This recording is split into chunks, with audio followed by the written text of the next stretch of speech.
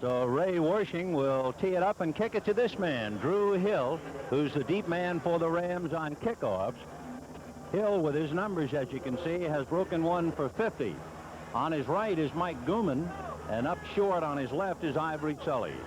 Ray Wersching, the veteran kicker for the San Francisco 49ers, who was born in Austria, went to school at Cal, and had an excellent career since coming to San Francisco. Originally a free agent with Atlanta, San Diego, but since he's been a 49er, he's kicked 72 field goals in 99 attempts, and he figures to be a weapon today.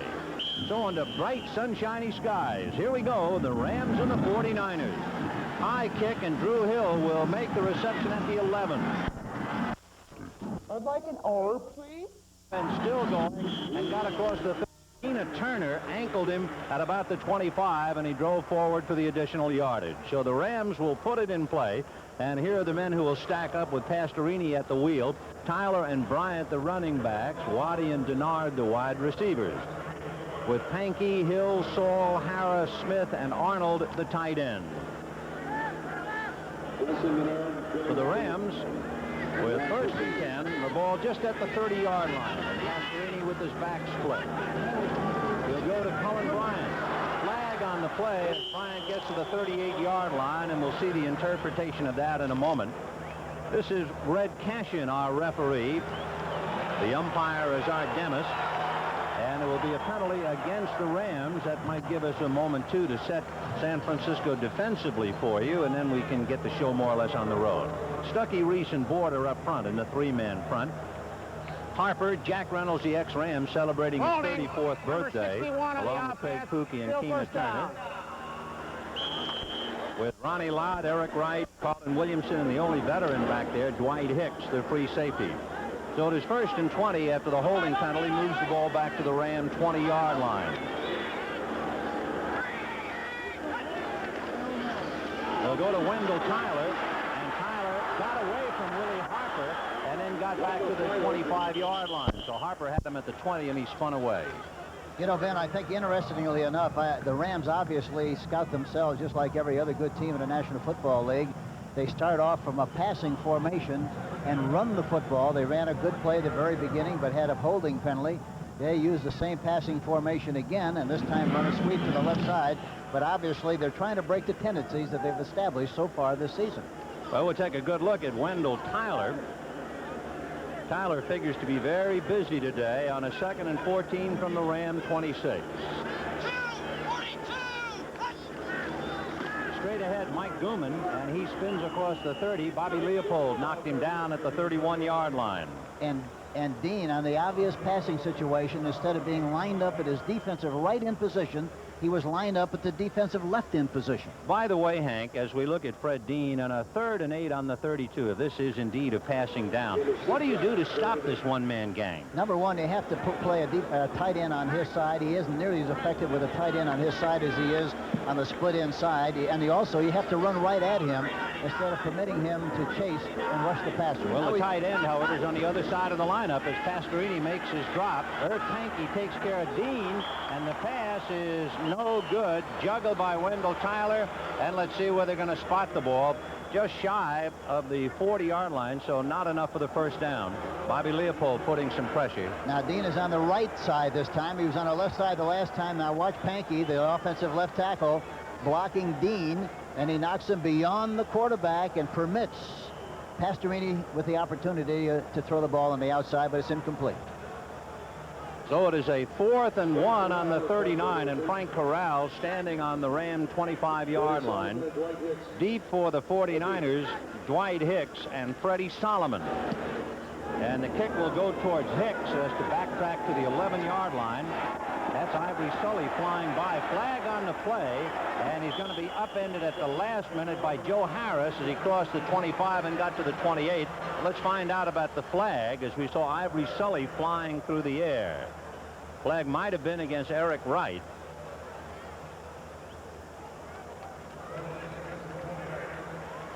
There you see Pat Hayden talking to Dan Pastorini on the sidelines. For Pastorini, of course, he's had 2 tough outings.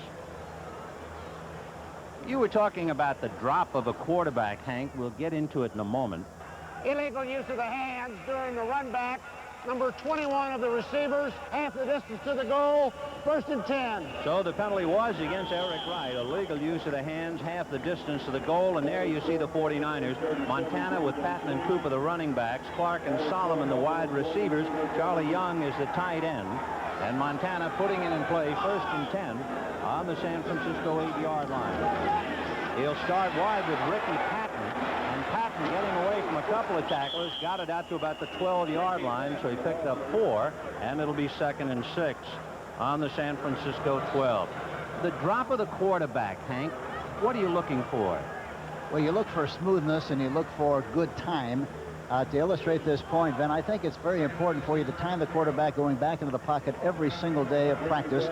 We did it consistently with Lenny Dawson. We want him to take a 5-step drop and be back there in 1 and 5-10 seconds. Wow. And if you go back there and spend more time going back into the quarterback position than that, you're in trouble, and you provide the defense with more of a chance to rush. Well, maybe you can clock some of these quarterback drops, particularly when Pastorini's out there. Here's Patton with Ayers blocking, Audick blocking for him, but Carl Erkin stacked him right up. Ekern hit him head-on at the 15-yard line. Picked up 3. That makes it 3rd and 3 as Ray Malavasi looks on. Defensively, the Rams have Jack Youngblood, Mike Fanning, Reggie Dawson, Cody Jones up front, a 4-man front as opposed to the Niners' 3. Then you have Youngblood, Ekern, and Andrews, the linebackers. At the corners, Irvin and Perry with Johnson and Cromwell, and you can now scratch Irvin. It's Pat Thomas at the left corner side. You know, another thing is very important. The Rams play much better against a team who does not use the I formation than they do against teams that use a split backfield like the 49ers. I'm going to ask you why in a moment, but Montana over the middle, and he has his man, and the man is Freddie Solomon, jitterbugging at the 30, and Solomon finally pushed out by Nolan Cromwell at the 33, almost the 34-yard line for the 1st down.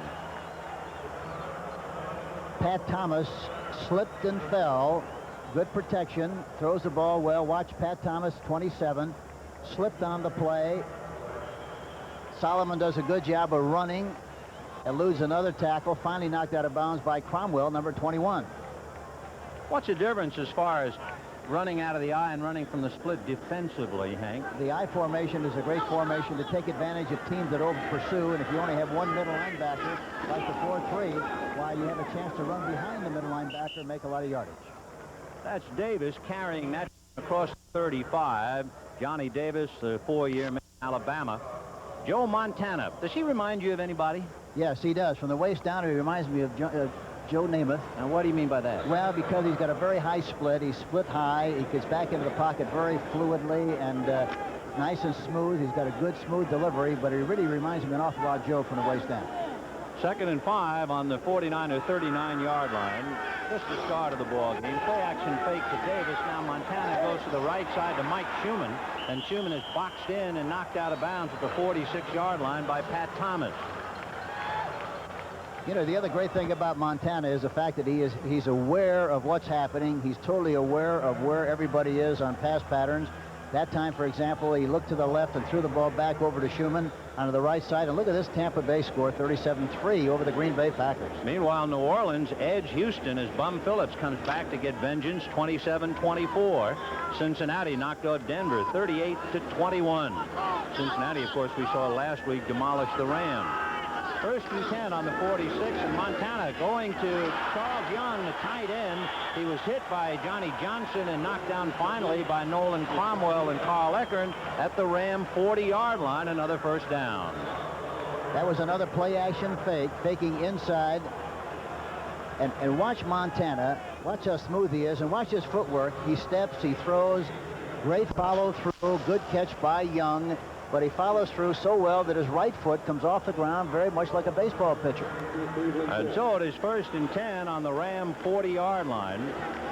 Charles Young is no longer a tight end. He was a wide receiver on the left side. There goes Ricky Patton, and Johnny Johnson brings him down to the 35-yard line. You know what's interesting, Hank?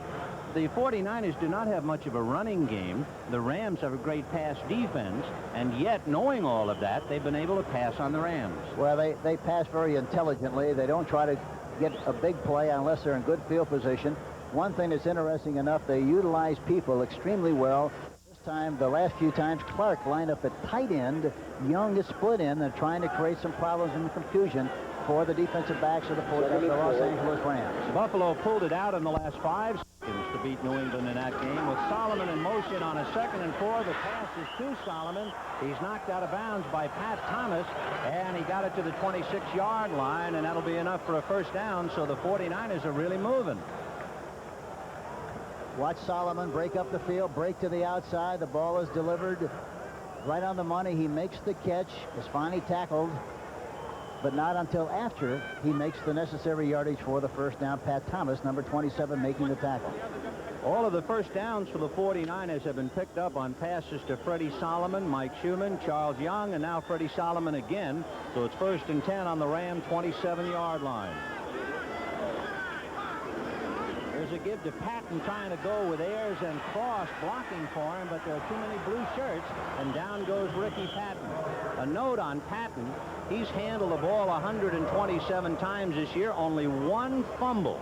And among NFC running backs who have handled the ball over 100 times, the leaders would be Lynn Kane, then John Riggins, Cullen Bryant, and Ricky Patton. Nice to have that kind of a guy on your club. Oh, yes, he's very steady, very dependable. He dances every dance, gives you 100% all the time, and he's a big asset to the offense of the 49ers. 2nd and 9 on the Ram 26-yard line. Dwight Clark is wide left. Solomon is split right outside of Charles Young, and they stay on the ground. Ricky Patton, and Patton gets across the 25 to about the 22-yard line, and Joe Harris had him by the ankle. This is nothing more than the old Green Bay sweep with both guards pulling, Patton running to the outside. Not much running room, no place to go. There's no magic to why you make yardage or why you don't. Wasn't very good blocking that time, and the results were negative. 3rd and 6 on the Ram 22. Again, Freddie Solomon wide left, and Schumann now is a wide receiver right. Clark was in the slot right. Montana is hit and buried by Jim Youngblood back at the 33-yard line.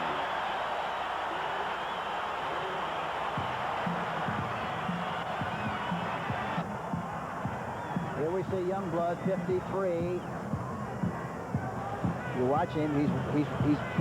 He's the policeman on the play. Finally decides to take off and attack the quarterback, Montana, when he sees he's in trouble and makes the tackle.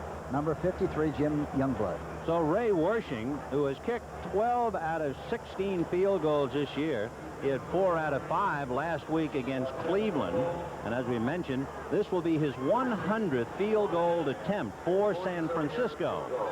And Wersching with a hold at the 37-yard line. And the kick is up, and it is good. So Wersching has now kicked 73 out of 100 for San Francisco. And the fellow who went to Cal has certainly found a home by the bay. So in the early going, 7 minutes and 33 seconds left in the first quarter, the Niners go and pick up 3 on the field goal by Wersching. 7.5 minutes into the first quarter, San Francisco leading Los Angeles 3-0. They beat him by 3 points up in San Francisco the first time the teams met. And remember, the last time the Rams was swept against San Francisco was back in 1960.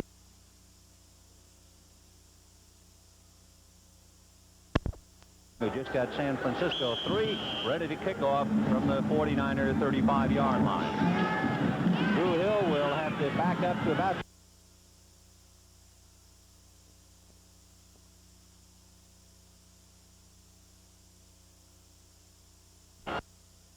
for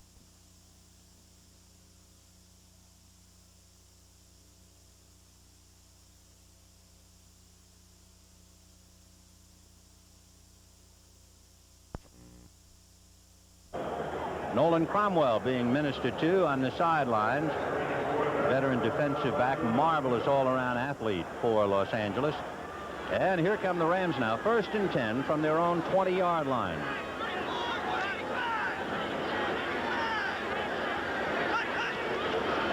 They'll go with Tyler. Kent Hill was blocking outside, so Tyler went inside and got to about the 24.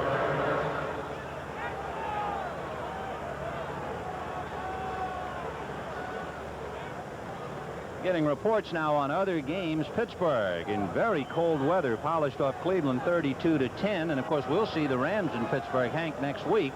And the second game of that doubleheader seen in other areas. The Giants knocked off leading Philadelphia 20-10 in the fourth quarter. And the Giants will be playing at San Francisco. So that's shaping up as quite a Sunday a week from today. 2nd and 6 on the Ram 24.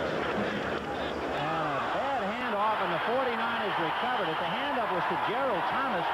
Coach, what about that? I think that's typical of what can happen when you're thrust into a starting position as a quarterback. I think Dan Pastorini is a little confused about the numbering system and the system in general. That time the backs went one way, he went the other. I don't know who made the mistake, but it was an obvious mistake. He tried to get the ball to the Thomas on a forward lateral and fumbled the ball on the play. San Francisco has possession. 1st and 10 on about the 25. Tina Turner out of Purdue, Coach. So you remember your days on the campus. He recovered that fumble. 1st and 10 on the Ram 25-yard line. Montana has Patton and Cooper behind him.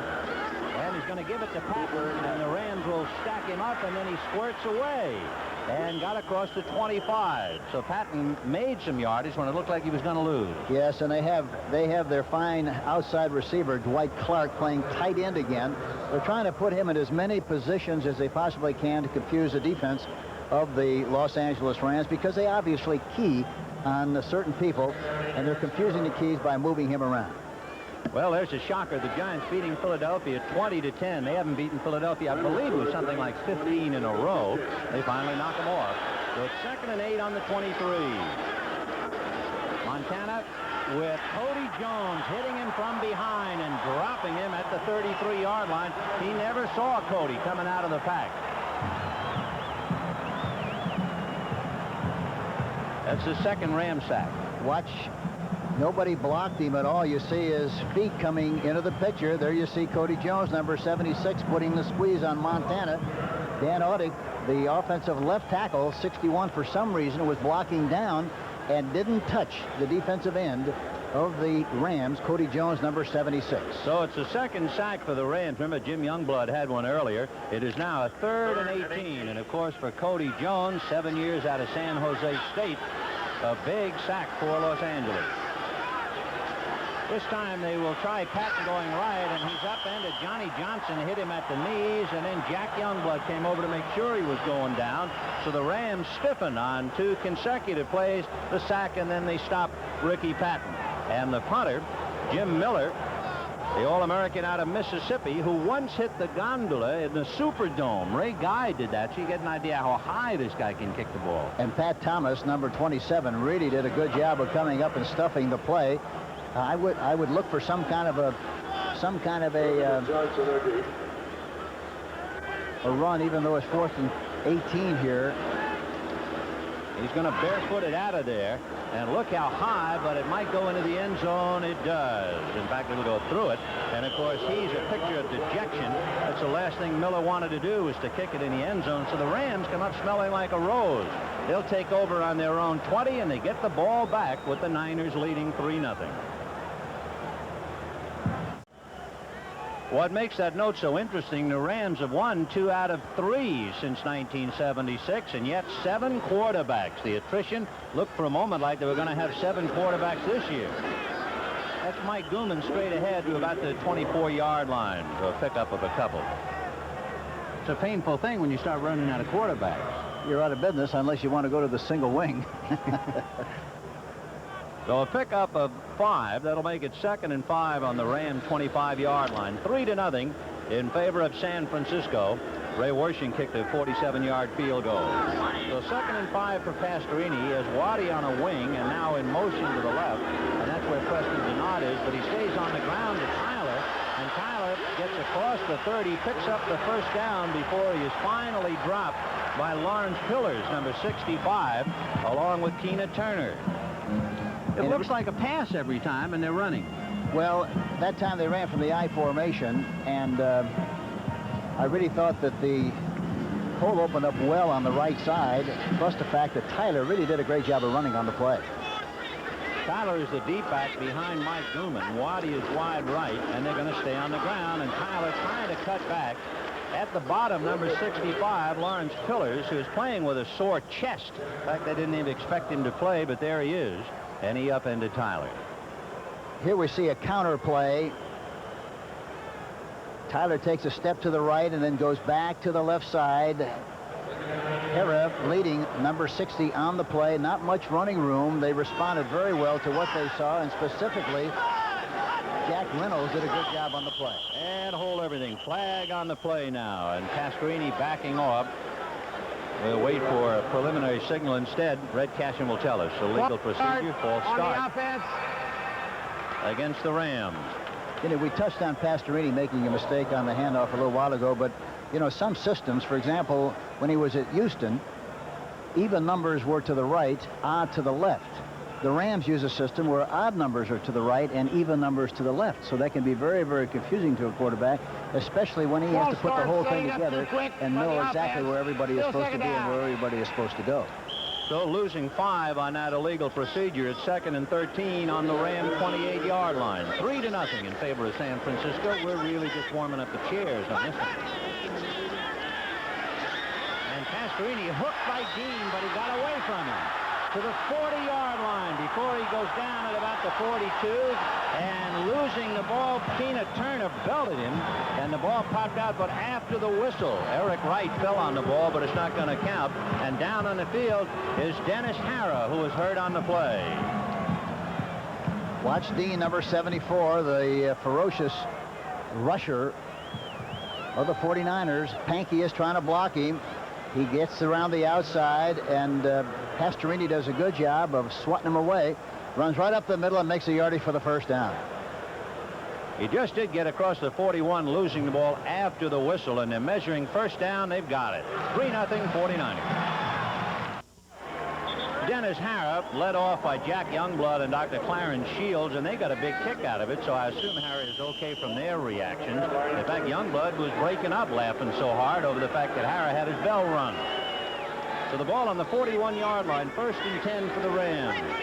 Started on their own 20. And Pastorini passing in time to Preston Denard. Keena Turner just missed it when he took a swipe at the ball, and that'll spot it at the 47, a pickup of 6.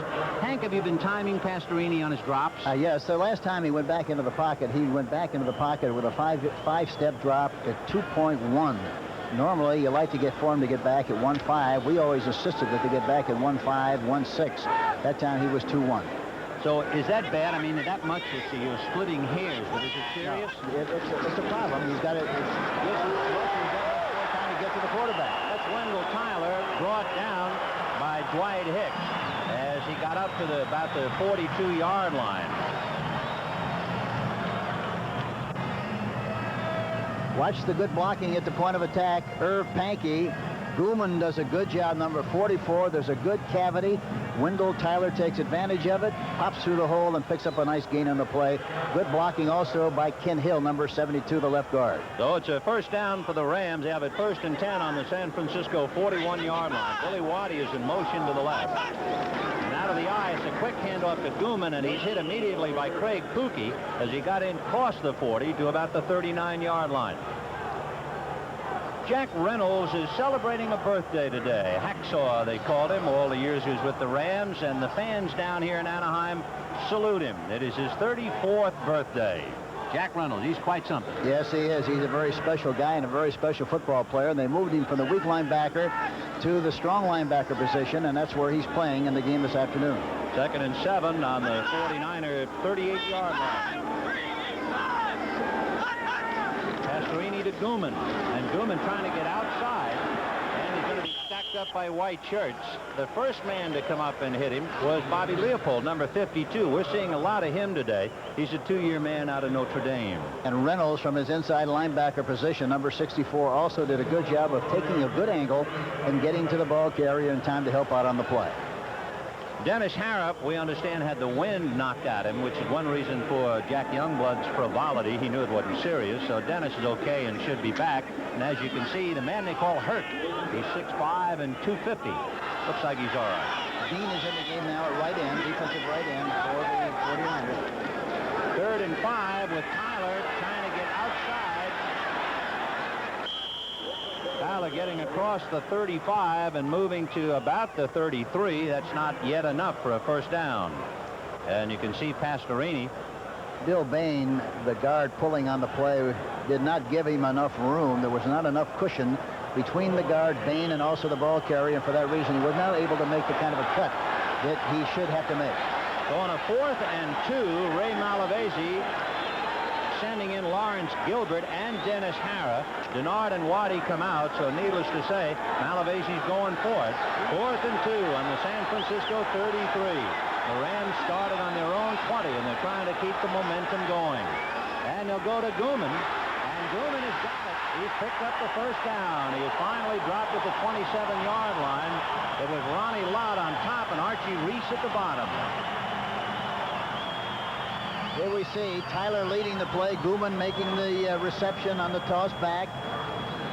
Tyler does a good job of blocking out in front, and Gooman saw the seam, took advantage of it, and got the 2 yards plus more for the first down. So that's the end of the first quarter with the score: San Francisco 3, Los Angeles nothing, but the Rams are on the prowl.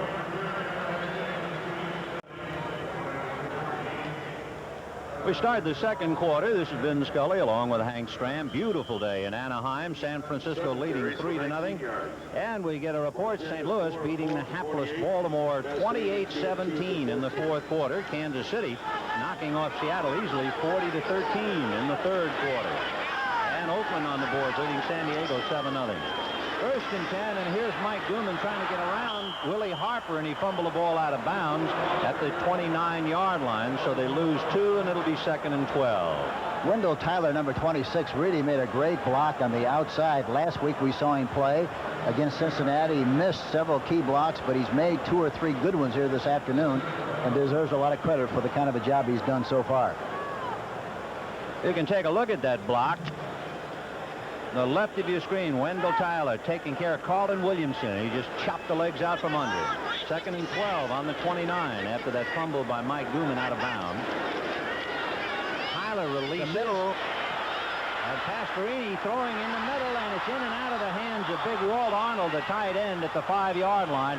No reception, so it's just an incomplete pass.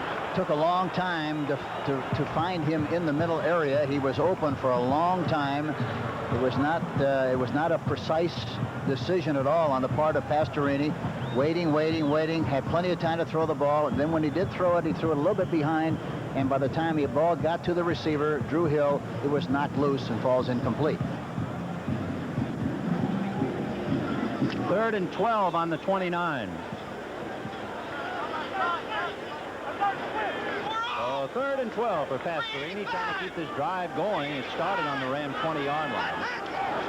Pastorini to Gooman, and Gooman stumbles, got around Dean. Keena Turner rides his back and brings him down around the 27. And of course, that's first down territory. They have to get all the way down inside the 20 to the 18-yard line.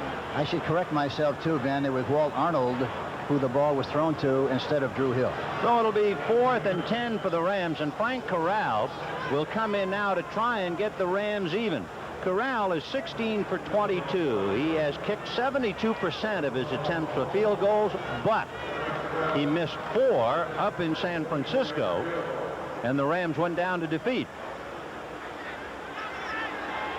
So the hold by Nolan Cromwell at the 34-yard line, and a 44-yard effort by Corral is good.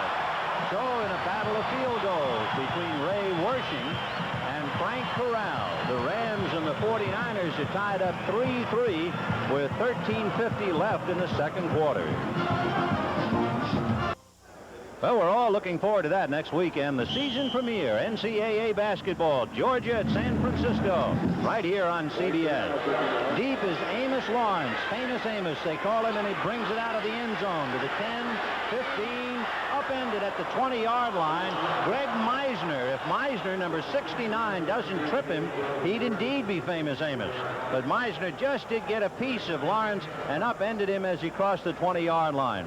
He'd run right up the ramp had Meisner not made the tackle. Whew, he would have gone. So you can see the Rams scoring drive in 13 plays, 53 yards, and it was Corral's field goal. On the sidelines again, the huddle. Dan Pastorini, number 10, Pat Hayden, number 11, and Lionel Taylor. First and 10 on the San Francisco 23-yard line. Montana on a toss to Cooper, trying to get outside, and he's upended. Johnny Johnson came up as he was chased by Andrews and Perry. And with that, let's make a trip across the country. Go to Brent Musburger in New York. Down in Dallas. Danny White out of the shotgun will send Butch Johnson on into the end zone. 28-yard scoring strike for the Cowboys. Watch the California quake at the end of it. Let's go back to Vin Scully. Okay, Brent, we're playing like we're double parked, so San Francisco hurrying, and they were in too much of a hurry. And it'll be a penalty against Randy Cross, the 6-year veteran out of UCLA. And, of course, anybody from UCLA is a little down today anyway after SC stole one on him yesterday. There's Randy. He was a second-round draft choice 5 years ago. Setting up number 51 on the offense. Still second down. So it's still second down. It is 2nd and 15.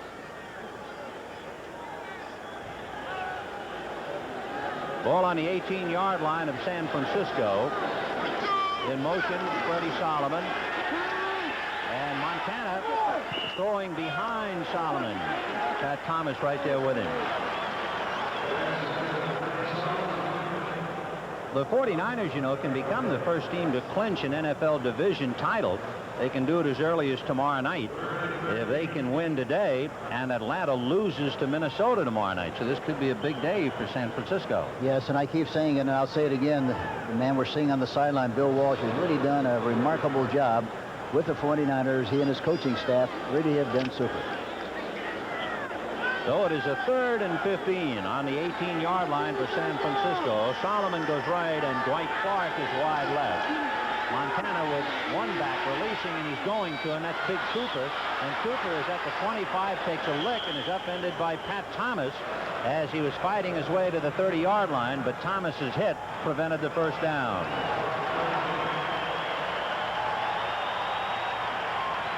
Watch the offensive line. Audick, number 61. Ayers, number 68. All doing a good job. Throws the ball right out in front, about a yard in front of the numbers. That's where it has to be thrown for the back to make it and catch it in stride. Beautiful throw by Montana. So 4th and 3 on the 30. Miller kicking from the 20-yard line with that bare right foot. And Leroy Irvin, who had a big day against San Francisco, over 100 yards in returns the last time, but he can't get started, and he's dumped at about the 18-yard line. Leroy Irvin. So the Rams went from their own 20 and wound up with a 46-yard field goal. This time they'll start from their own 16, and it's a 3-3 tie. And the pregame at 3:30 will feature Charlie Waters, who's done such a great job keeping the Dallas youthful secondary together. That's Billy Waddy in motion. Mascarini given to Wendell Tyler. Doug Smith leading the way, and Tyler fights his way across the 25 to about the 28-yard line. Among others, number 64, Jack Reynolds, making the hit. There was a counter draw play that time, and it was almost caught from behind by the defensive left end, but he didn't quite get there in time, but it looked like he might. Looked like he was Stuckey in hot pursuit of the ball carrier that time. So it is 2nd and about 2 on the 28-yard line. Pastorini has him out of the eye. Gooman is the up back. That's Denard leaving the line, and Wendell Tyler is out across the 30 to about the 33-yard line, and that's plenty for the first down. It's one of the few first downs the Rams have picked up today on the ground. They've been basically picking up on key passes. Yes, but they've been sticking it at the defense of the 49ers pretty well, and they've been very successful most of the time when they run right at the defense. That time, the Ram offense of Walt Arnold, number 84, Pankey, and Ken Hill, all of whom did a super job on the play. Well, they're up to date in Kansas City. They polished off Seattle. 1st and 10 on the Ram 34-yard line. Inside handoff to Gooman, but they're going to stack him up. You know, San Francisco has the number 2 defense in the NFC. They're 7th against the rush, 5th against the pass. That's pretty good balance, Hank. Yes, it is, and especially when they came into the season with such a porous defense from a year ago, but Bill Walsh went into the season with the anticipation of the 3 young defensive backs being a big help, and they have been, plus the fact that the acquisition of Reynolds and Dean has helped the defense tremendously. They've come a long way from 1979 when they had 32 defensive backs from May until December. That's Wendell Tyler on little screen, and he is squeezed. Dennis Harrah trying to throw a block, but there were 2 men there. Ronnie Lott was the first one, and Archie Reese the other, and Harrah couldn't take care of both of them. Watch Lott come into the picture, number 42. That's the screen. Pastorini doing a good job of acting, throws the ball to Tyler, and watch Lott fakes out the blocker, Harrah, on the play, and stuffs it close to the line of scrimmage. Well, that moved it out to about the 39. Ronnie Lott, of course, the brilliant rookie out of USC. He came into this game with 5 interceptions, and they tell us he's the best athlete on the team. And you can see the third down conversions, 3rd and 4. Well, the middle area is very open against the way.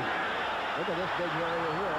Mike Gooman carrying the midfield as Kent Hill came out to throw the block, and Big Hill just took his man wide, and that made it a first down for Mike Gooman at midfield, 1st and 10. The 49ers are using a lot of double coverage. Here they sweep to the outside, and Gooman sees the hole. Good blocking out in front. Pankey does a good job, and Gooman does a good job of taking advantage very quickly of the hole and getting the first down.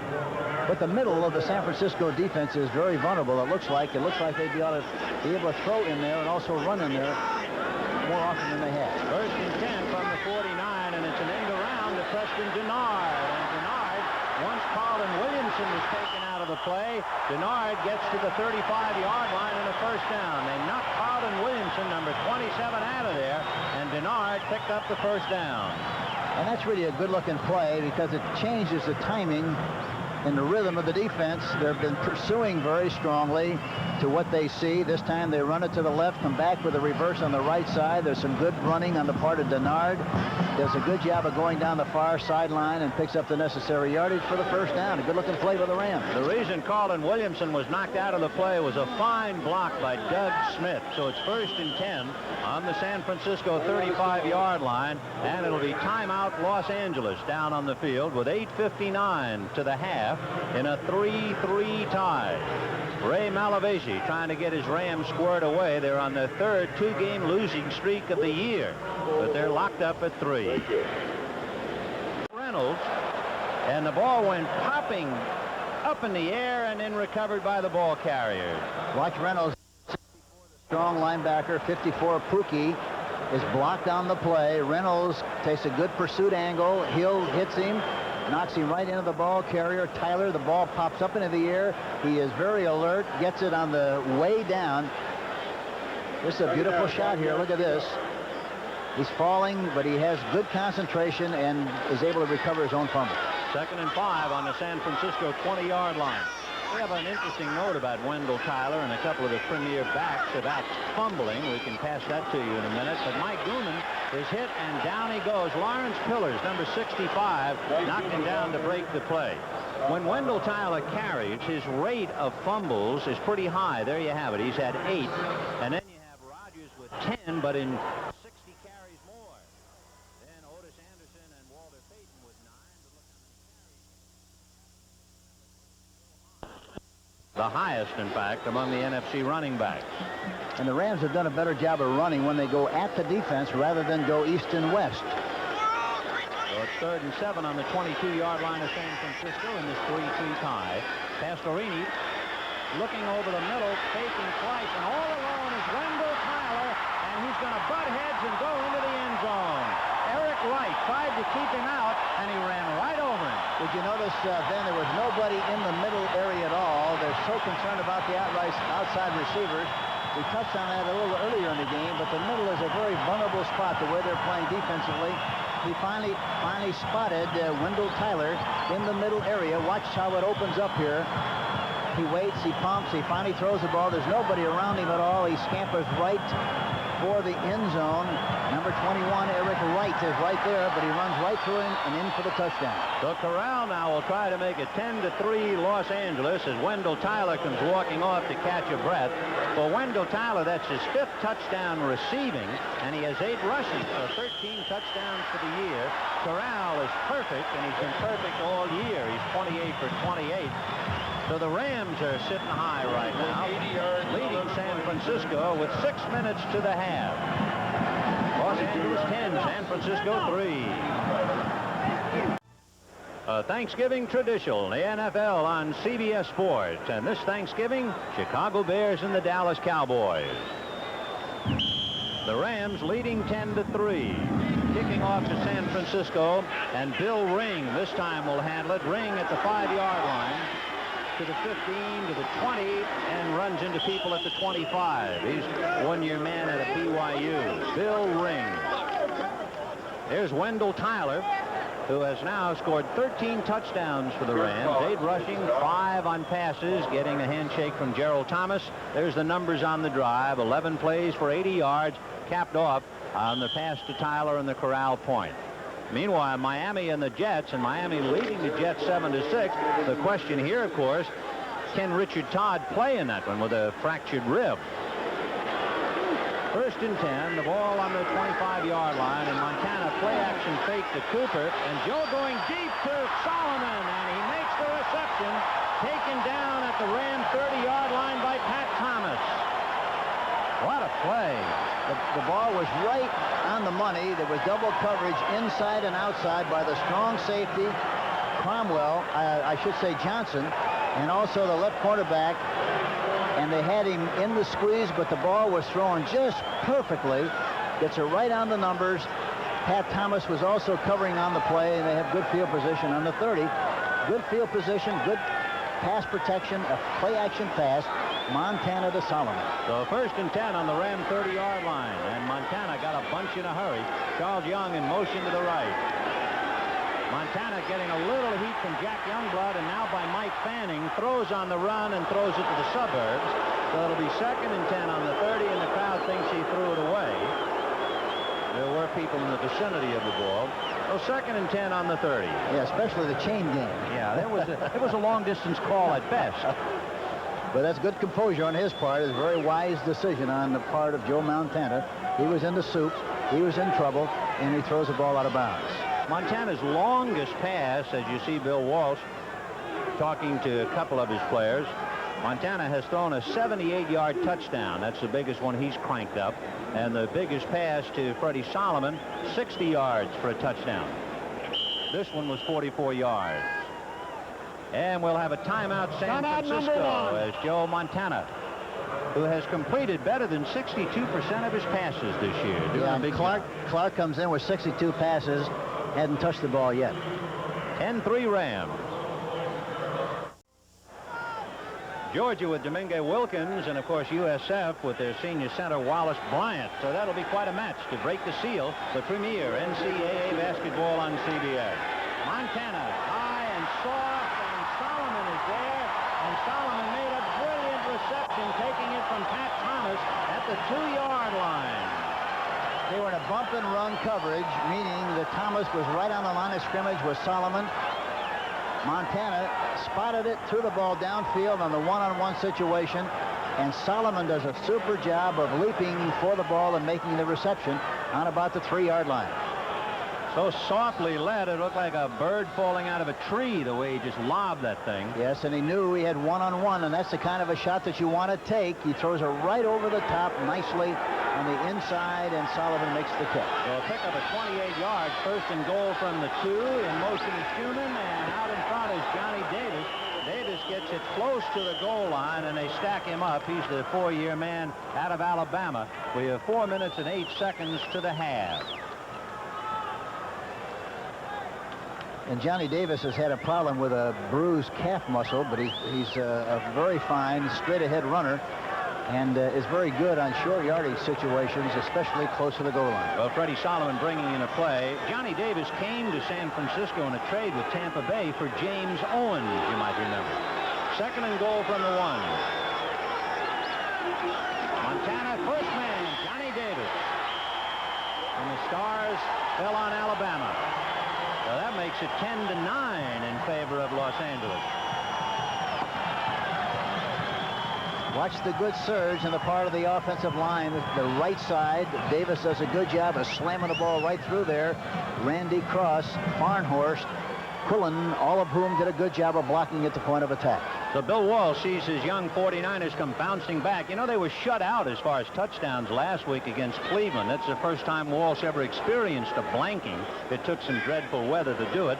But now they get a touchdown. Worshing's point after is only perfect. So with 3 minutes and 47 seconds, we have a 10-10 tie. And Ray Worshing bombs away to get him even.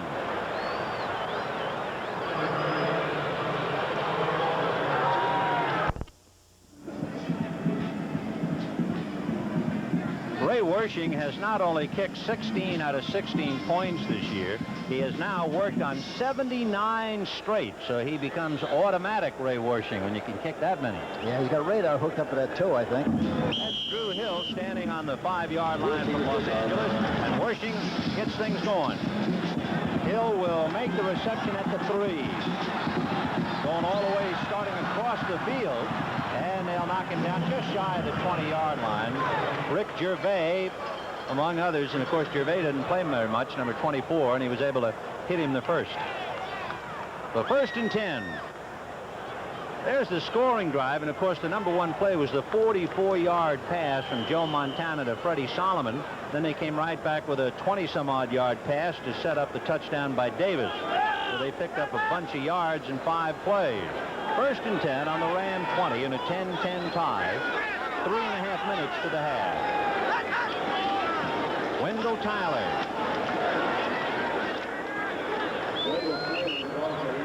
A couple of scores will pop in for us. St. Louis holding on to a 4-point lead. Baltimore catching up. It's now 28-24 St. Louis. Oakland leading San Diego 14-7 in the 2nd quarter. San Diego's fallen upon hard times. Things are starting to go well for Oakland. Yes, they're starting to do a lot better job offensively, and San Diego has had a very tough time defensively. Boy, they've given up a ton of points, especially the last 2 games. Yeah, they really do, and they really have a tough time against a team that uses the I formation.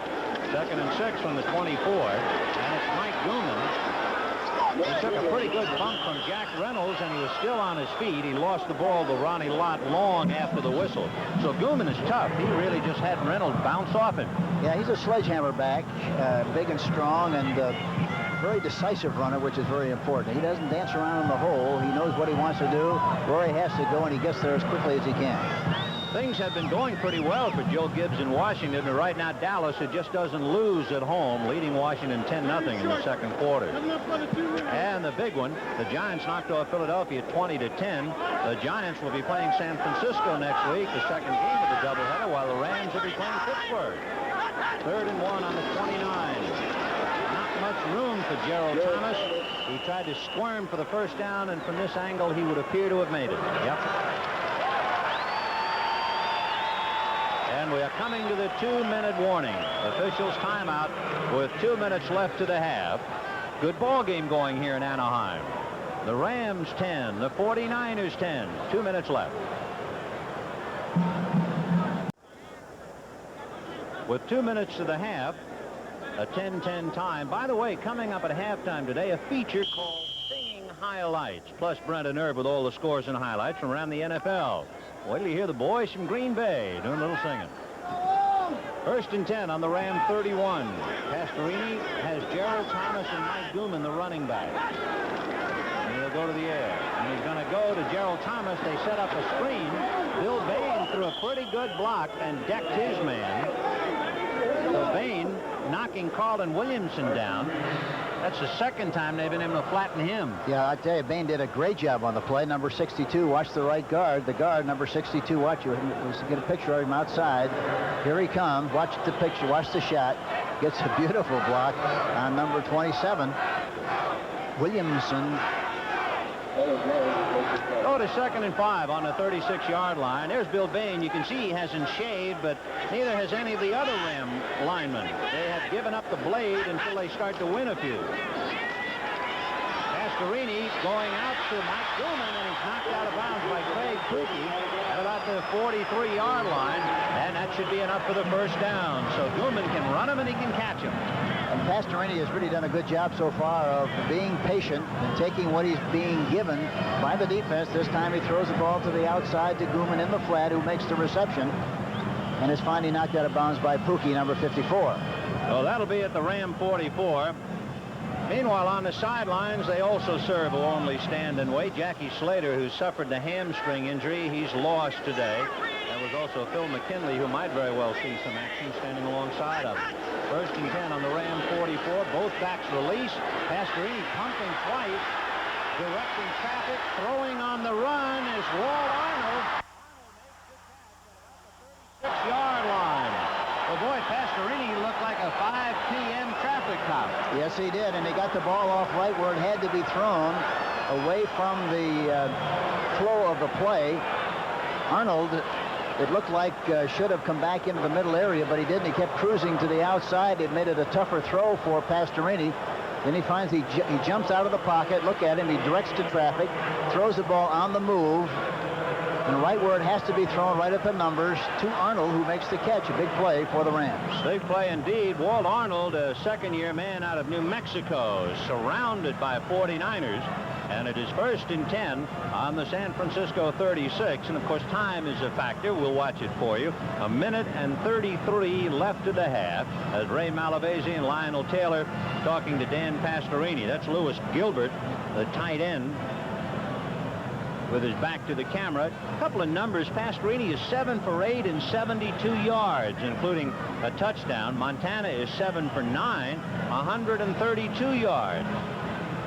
Well, the great thing about Pastorini today, he's content to take the bus rather than try to take the jet. He's traveling slowly, but that's what he has to do against this 49er team. Miami leading the Jets 9-6 in the second quarter. Miami going into that game 7-3, and the Jets 6-4, so that's a big one. 1st and 10 on the San Francisco 36-yard line. 1:33 to the half. Now Colin Bryant and Wendell Tyler are back in there. Bryant is the up back. Both backs releasing again, and Pastorini going deep to Denard and overthrew him. So no sooner do you talk about him taking the bus, and he tries to go all the way. Well, I think in this part of the field, Vinny, it's a very good thing to do. You're on about the 35-yard line, and you're going to get one-for-one coverage. This is where you're going to get it. You're going to get zone coverage until you get in this area. And he took a shot, and I think somewhere along the line you got to take a long shot.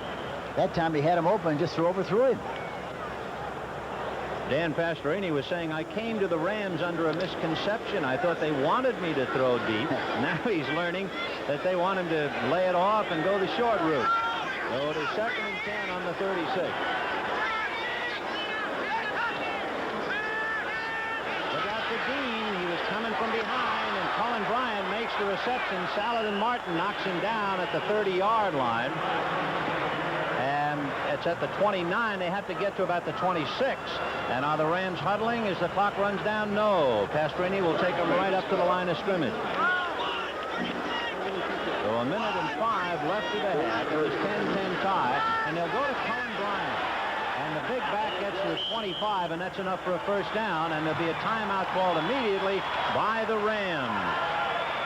So we have 58 seconds left in the half in a 10-10 tie, and the Rams are driving. Remember, they started on their own 20. Well, Hank, so far they've done what you were talking about, the fact that they have gone short and they have speeded themselves up considerably.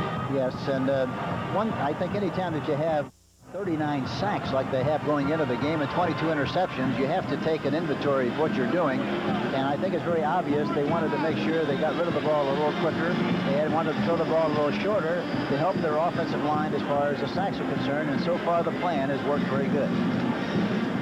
Another chance to remind you, next weekend, the season premiere, NCAA basketball, Georgia at San Francisco, 4 p.m. Eastern Time, 1 o'clock Pacific. Georgia, as we said, led by a bona fide All-American, Domingo Wilkins, and USF led by their 7-foot senior center, Wallace Bryant. So the Georgia Bulldogs and the San Francisco Dons in the premiere of NCAA basketball next Saturday. You can see San Francisco with 2 timeouts left. Interesting note, the Rams have 147 yards rushing to the 49ers 26. Yeah, I think they felt going into the game that they had to run the ball more, control the line of scrimmage. It helps their pass protection, and they've done a good job with that scheme. Well, now it's 1st and 10 on the San Francisco 25. 58 seconds to the half. Hill and Denard in a slot left. Tyler trying to block on Bobby Leopold, and Leopold was still able to break up the play. Leopold, number 52, Tyler tried to block him, and there's a flag on the play. Take a look and see how Leopold got by Tyler. Pastorini was in the process of throwing the ball.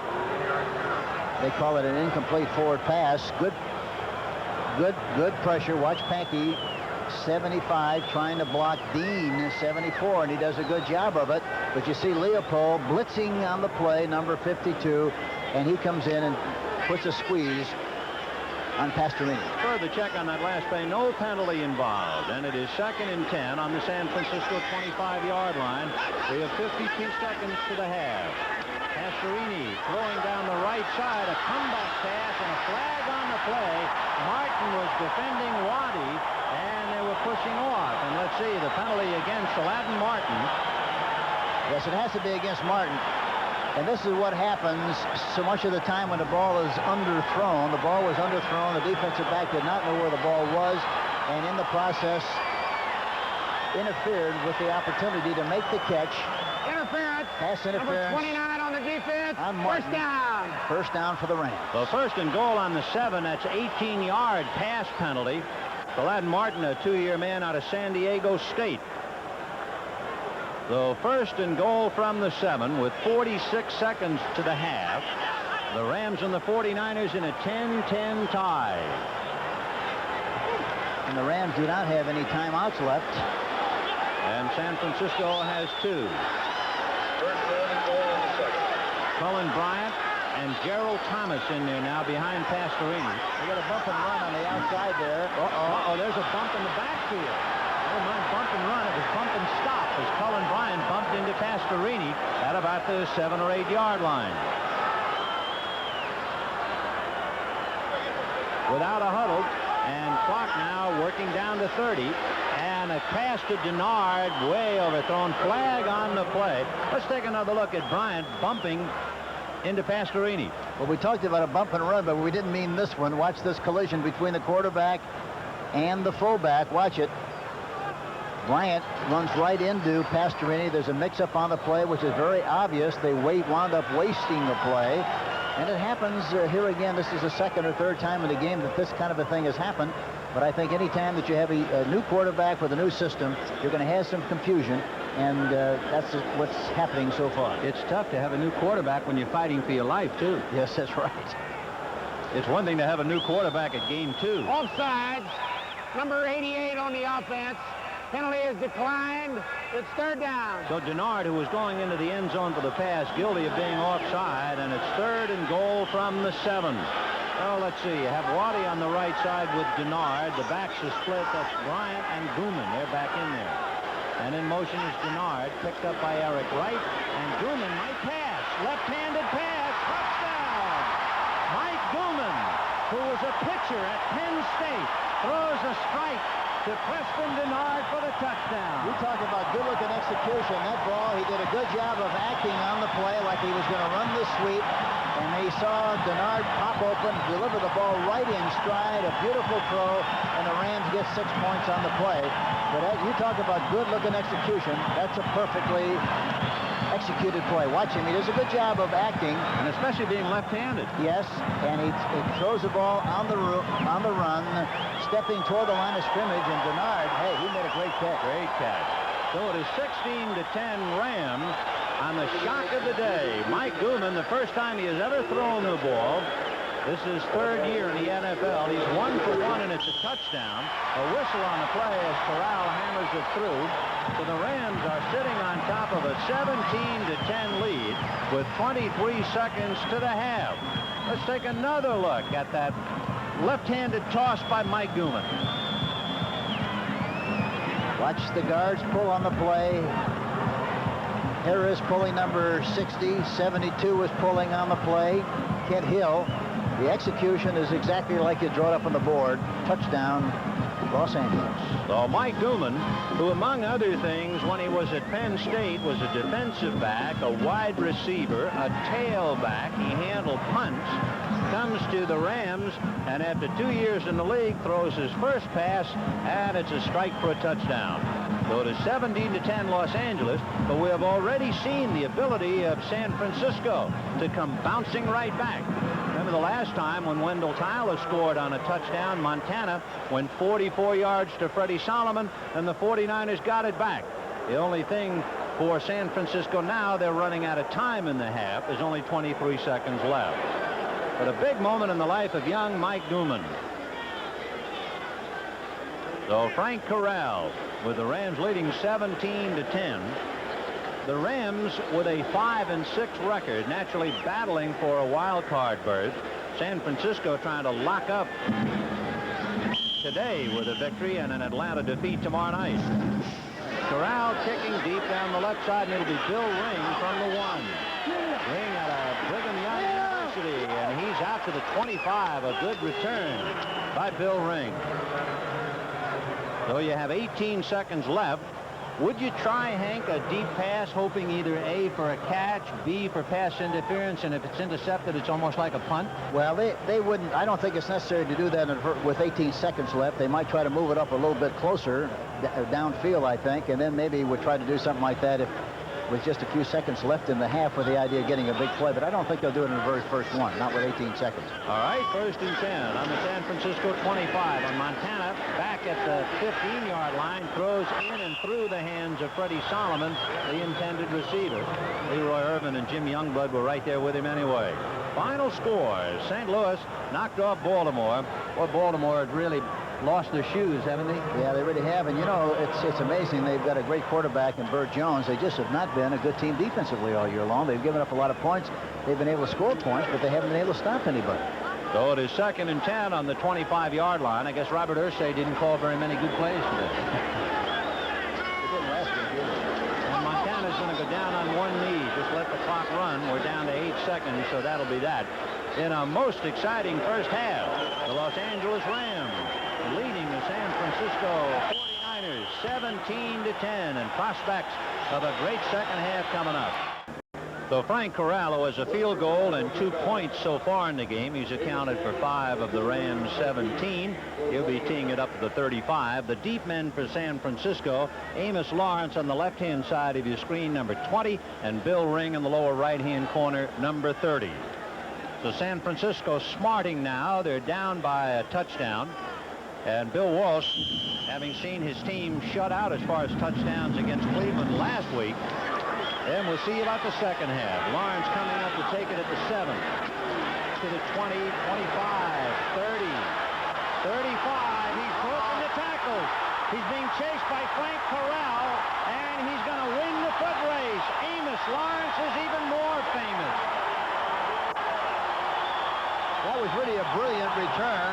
He got hit several times right about the 35 or 40-yard line, fought his way through the traffic, went through the pile, came out the other end. The only one able to catch him, Corral, had no chance whatsoever. He doesn't have that kind of speed. And so Lawrence goes all the way for the touchdown to the opening kickoff of the second half. Really a fantastic run. Got away from Joe Harris. And he broke 2 more tackles. We couldn't see the numbers. Collins, 42, also missed the tackle. They were missed tackles, all they were, but you have to say that the fine young runner, Lawrence, did a great job of running on the play. So Amos Lawrence, a rookie out of North Carolina, goes 92 yards on the kickoff, and with the point after, ties it at 17-17. So Amos Lawrence, who was traded by San Diego. He was in a salary dispute. So he and Fred Dean have certainly given a lot of life to this San Francisco ball club, and there he goes.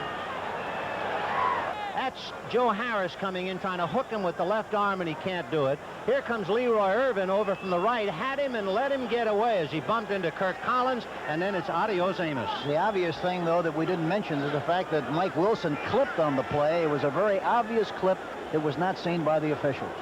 So it's 17-17 thanks to a 92-yard return by Amos Lawrence. Ray Wersching now will be kicking to Drew Hill. Low line drive, and Hill is going to watch it go OB, I believe, and if so, they'll have to kick it out, or is it going to be ruled going into the end zone? They're touchback, and the crowd feels that the ball never did make it to the end zone and should be kicked over with a 5-yard penalty. And it's going to be a touchback, 1st and 10 on the Ram 20-yard line. And sitting here with us, his nibs, the manager of the world champion Los Angeles Dodgers, Tommy Lasorda. How are you, Vinny? Tommy, say hello to the good folks out there. How are you, everybody? Nice to see you. Not going to many banquets, are you? Great run back. To use Vinny's expression, he escaped more times than Willie Sutton, a bank robber. There goes Wendell Tyler inside a block by Bain, and he got out to about the 24-yard line. Craig Kookie, number 54, decked him. So it'll be a 2nd and 6. San Diego in another wild ball game, and this time they're out on top. It's 28-21 in the 2nd quarter. There's always a lot of fireworks on that one, and obviously there's a lot more in this game this afternoon. 2nd and 6 on the Ram 24. Denard goes wide left, and Roddy goes wide right. Pitch back to Tyler with Gooman trying to block on Turner. However, again, Kookie, number 54, was right there. Dwayne Board, number 76, and Keena Turner. Here's a fella doing a good job, Craig Kookie, 2 years out of Tennessee. You know where he was born? In Deadwood, South Dakota. It's a good name. There's no Deadwood there. But he's very active, and we mentioned earlier Reynolds was playing the weak linebacker position. Now he's playing the strong side because Kookie does such a good job of covering the inside linebacker from the weak side. 3rd and 5 on the 25-yard line for Pastorini. Pastorini will go to Tyler with Dennis Harrah trying to block for him, and he cuts across the 30, and down he goes at about the 31. And there's a flag on the play.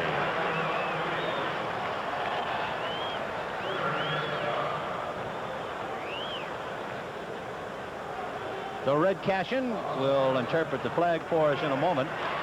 It is 17-17 with 13-16 left in the 3rd quarter. What an opening act of the 2nd half. Number 76 on the defense. Penalty is declined. 1st down. Dwayne Board is guilty of the infraction. It is a 1st down for the Rams. They have it 1st and 10 on their own 31-yard line in this 17-17 thriller. There's Dwayne Board, 3 years out of North Carolina A&T. Gooman and Tyler behind Pastorini, and he wants Tyler to come up. Still a little raggedy offensively back there. Play action fake to Gooman, and Pastorini is throwing to Tyler, almost intercepted. That was Eric Wright diving at the ball. A lot of indecision back there, Hank. Yes, and here again, it's hard to tell why there's that much indecision. You have to assume that there's some confusion with regard to the play selection of calling the numbers, but that's an assumption, too. You don't really know what's wrong. So it'll be 2nd and 10 on the 31. The 49ers are hurting literally and figuratively. Both Lawrence Pillars and Fred Dean are banged up. Pillars came into the game with bruised ribs, and Dean with a bruised sternum, and they are both hurting. They're not in there. Pastorini throwing over the left to Gooman, no good, and again Eric Wright is frustrated. The ball landed at his feet. Dean is standing up, and Pillars is now coming back, so Pillars is going to play. But Dean is staying on the sideline. It would make a big difference, I would think, in the San Francisco defense if Dean can't play anymore. Especially if the Rams decide they have to throw more than they're throwing. It doesn't really make that much difference right now because they're running so much. But on passing situations, he makes a tremendous difference. That was Dean without the helmet on the sideline. 3rd and 10 on the Ram 31. Hankey trying to keep Board out, and the pass is dropped by Wendell Tyler, and Ronnie Lott just laid a hit on him anyway. Ronnie Lott out of USC, and of course Tyler from UCLA, so there's a natural rivalry, and they wind up in Los Angeles and San Francisco. So 4th and 10 on the 31, and Frank Corral, who does the kicking and the punting. Do you like to have a man go 2 ways like this? No, I don't think it's a good idea, Ben. I think if you have to have a punter, you have to have a place kicker. I don't think it's a good situation to have one man do both of them, especially so if somebody gets hurt. If he gets hurt, there's 2 players. Dwight Hicks and Freddie Solomon are deep, and it'll be Hicks at the 24.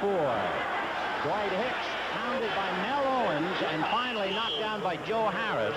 So the first-round draft pick, Mel Owens turned him in, and Joe Harris made the tackle. And the 49ers will put it in play in a 17-17 tie with 12:50 left in the third quarter.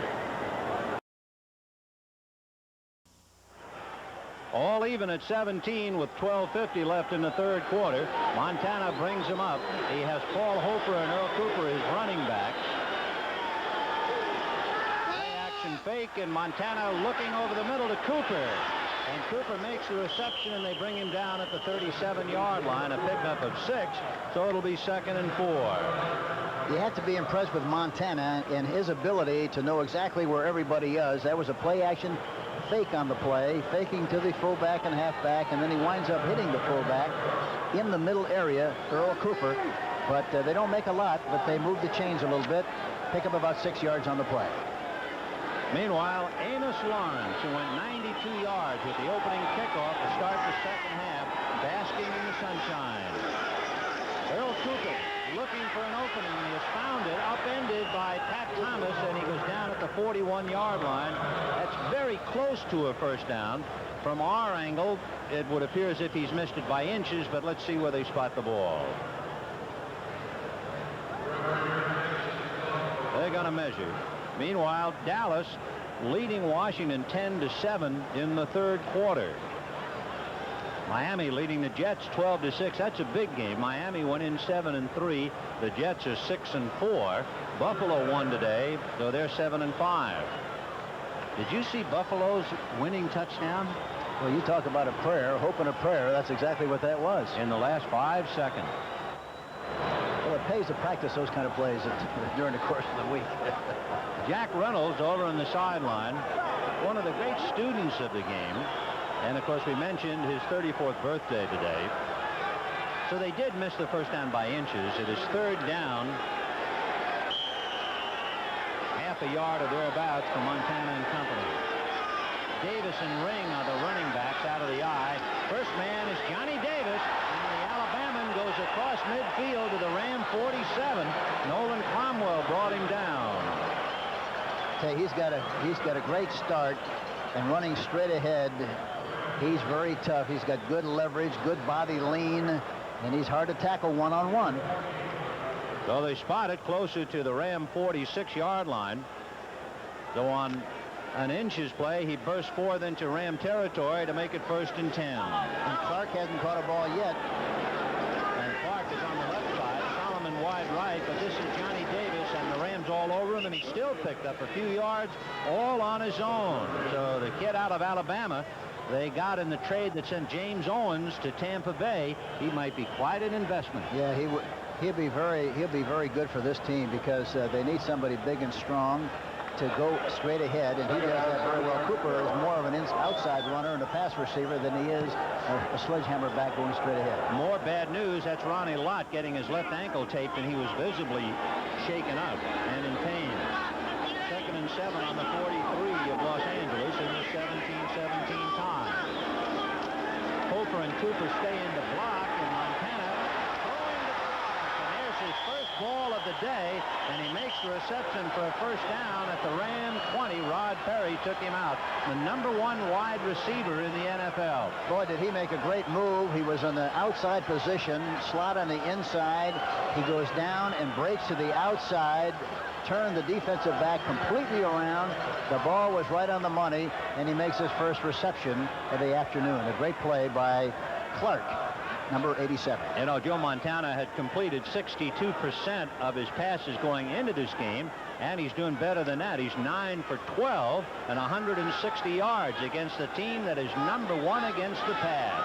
We're going to bump and run again on the right side. And they're going to stay on the ground to Davis, and Davis is grabbed by Mike Fanning and dropped at the 25-yard line. You know, I really think when you have a bump and run situation, you got a one-on-one, and you ought to take that as often as you possibly can. That time Montana looked like he might have been going on a quick count and couldn't change the play at the line of scrimmage, but I think any time that you have that situation, you ought to throw the ball downfield with the hope and expectation of making a big play. Hank, we showed you Ronnie Lott a few moments ago getting that left ankle taped. He was in pain. They tell us it is a sprain, but they expect him to return. 2nd and 11. They're going to give him the forward progress to make it to 21. They get a bump and run. Now they're backing off again. Cooper in motion to the right, and Montana with a blitz by Leroy Irvin, and he got away from Irvin and throws no good. It might have been intercepted by Pat Thomas, but Nolan Cromwell just did get his hand and deflected it. Of course, it could also might have been caught by Earl Cooper in the end zone. You know, I'm surprised Montana threw the ball that time. Yet there you see the blitz. Irvin coming through there.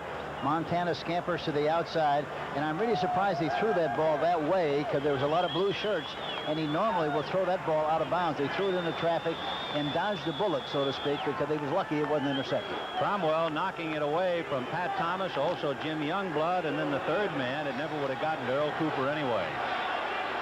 So it is 3rd and 11 on the 21. As you can see, the conversion ratio for San Francisco. Paul Hofer tripped up and grabbed by Leroy Irvin, and Irvin drops him at about the 17-yard line.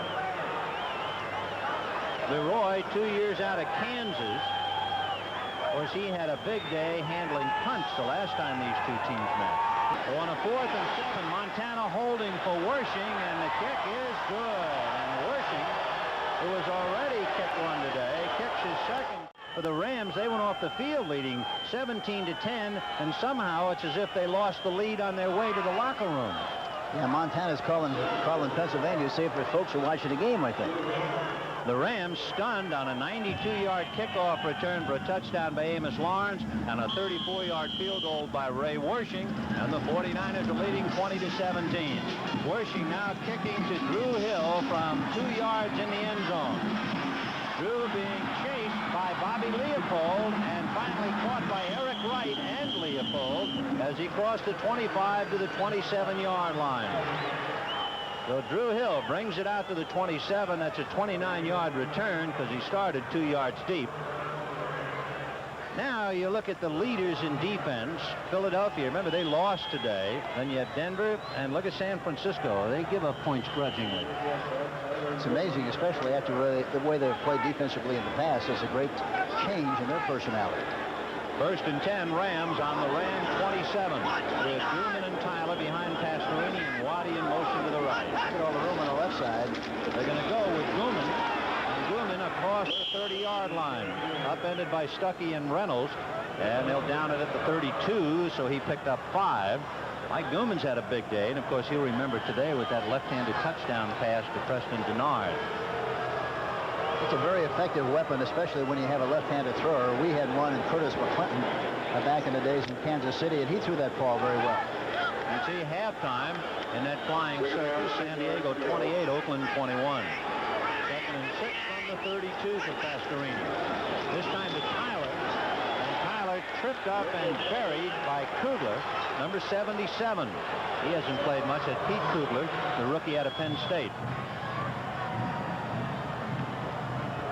They're running a trap play with the option of running inside or outside of that block of the offensive guard, and the back has to read it. At that time, the linebacker blitzing on the play, Keena Turner, made a big difference, and for that reason, they could not run it as efficiently as they'd like. By the way, on a 3rd and 5, Fred Dean is back in the ball game. He and Lawrence Pillars both came in. Dean is the end on the right side, and Pillars is right next to him. Pastorini has some time, and Gooman dropped it. He was trying to catch it and run with it, but he didn't have it to run with. That time he ran an option. I'm talking about Gooman. Option on the linebacker. He has the option to go outside or inside. He chose the inside course, and that's the open area. That middle of the San Francisco defense has been open all afternoon. There it is again. But he dropped the ball in the process, and it falls incomplete. Number 52, covering on the play, Bobby Leopold. A little bitterness here in Anaheim for the moment, at least. The Rams, however, and the 49ers putting on a great show. 20-17 San Francisco, and Frank Corral kicks it to the right side. Fair catch by Freddie Solomon. The ball hit Ivory Sully, so Sully will down it at about the 28-yard line. It hit him right in the hip pocket. So Mike Gooman dropping what would have been a cinch 1st down to keep it alive, and now San Francisco gets it back with 6:40 left in the 3rd, leading 20-17. So it is 1st and 10 on the San Francisco 28. Montana and company leading 20-17. Cooper at the 35 in a foot race with Carl Eckern, and finally knocked out of bounds by Pat Thomas in Ram territory at the Ram 47. Eckern couldn't stay with him. He's tough to cover coming out of the backfield. Cooper, Montana goes back into the pocket nicely. Anchors, sets up, looking, finally sees Cooper, throws the ball right out in front like you have to throw it on that kind of a play. Cooper running down the left sideline. Just outruns the defensive back and picks up a first down on the play. So 1st and 10 on the Ram 47. Cooper and Hofer are the running backs behind Montana. And Montana chased by Eckern, trying to throw to Cooper and overthrew him, but of course it was Eckern putting the heat on him that made him throw it away. That time the tight end Young, 86, really did a good job. He made a good move on the strong safety that time and looked like he would have been open, but Montana did not see him, and for that reason threw over the top on the right side, and it goes incomplete. You saw Jim Youngblood coming back to his position. He was one-on-one with Cooper, and there's Charles Young, of course, the tight end formerly played with the Rams. Young, originally drafted by Philadelphia, came to L.A. in the deal that sent Ron Jaworski to the Eagles. 2nd and 10 on the 47. Montana with Doss had him by the neck, and Jack Youngblood bumped him, and Reggie Doss just had him by the collar. That was a stunt that time. The right tackle, you'll see him. Watch him go to the outside, number 71, and gets a good thrust, goes right by the offensive tackle, and gets a piece of Montana, and he falls, and it's a sack for the Los Angeles Rams. The Rams suffering an injury to Lucius Smith, number 23, and Smith with a pinched nerve is out. He usually plays a corner behind Rod Perry. So 3rd and 16, and the ball now has moved back into San Francisco territory, and the 49ers call timeout. Bill Walsh. One thing is very obvious with plays being sent in from the bench. You see a lot more timeouts early in the game than you ever saw them before, because there's so much confusion by the signals and by the calls that are coming in from the bench. Washington is tied up with Dallas 10-10. The Giants upset Philadelphia. They're 6-6. Detroit won a game on the road. They beat the Bears, and they're 6-6. And, of course, the Rams still playing are 5-6. Now, next Sunday, Pittsburgh knocked off Cleveland today. Will be playing the Rams. San Francisco will be playing the Philadelphia Eagle Killers, the New York Giants. That's a great doubleheader next Sunday.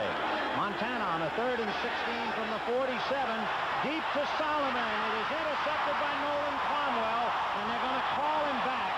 Cromwell, however, made the interception at the Rams 17-yard line. You know, he had Clark coming across the field underneath, wide open. You would maybe see him in the picture, but he's wide open coming across the middle. He did not see him, however, made up his mind that he was going to throw the ball deep down to Solomon.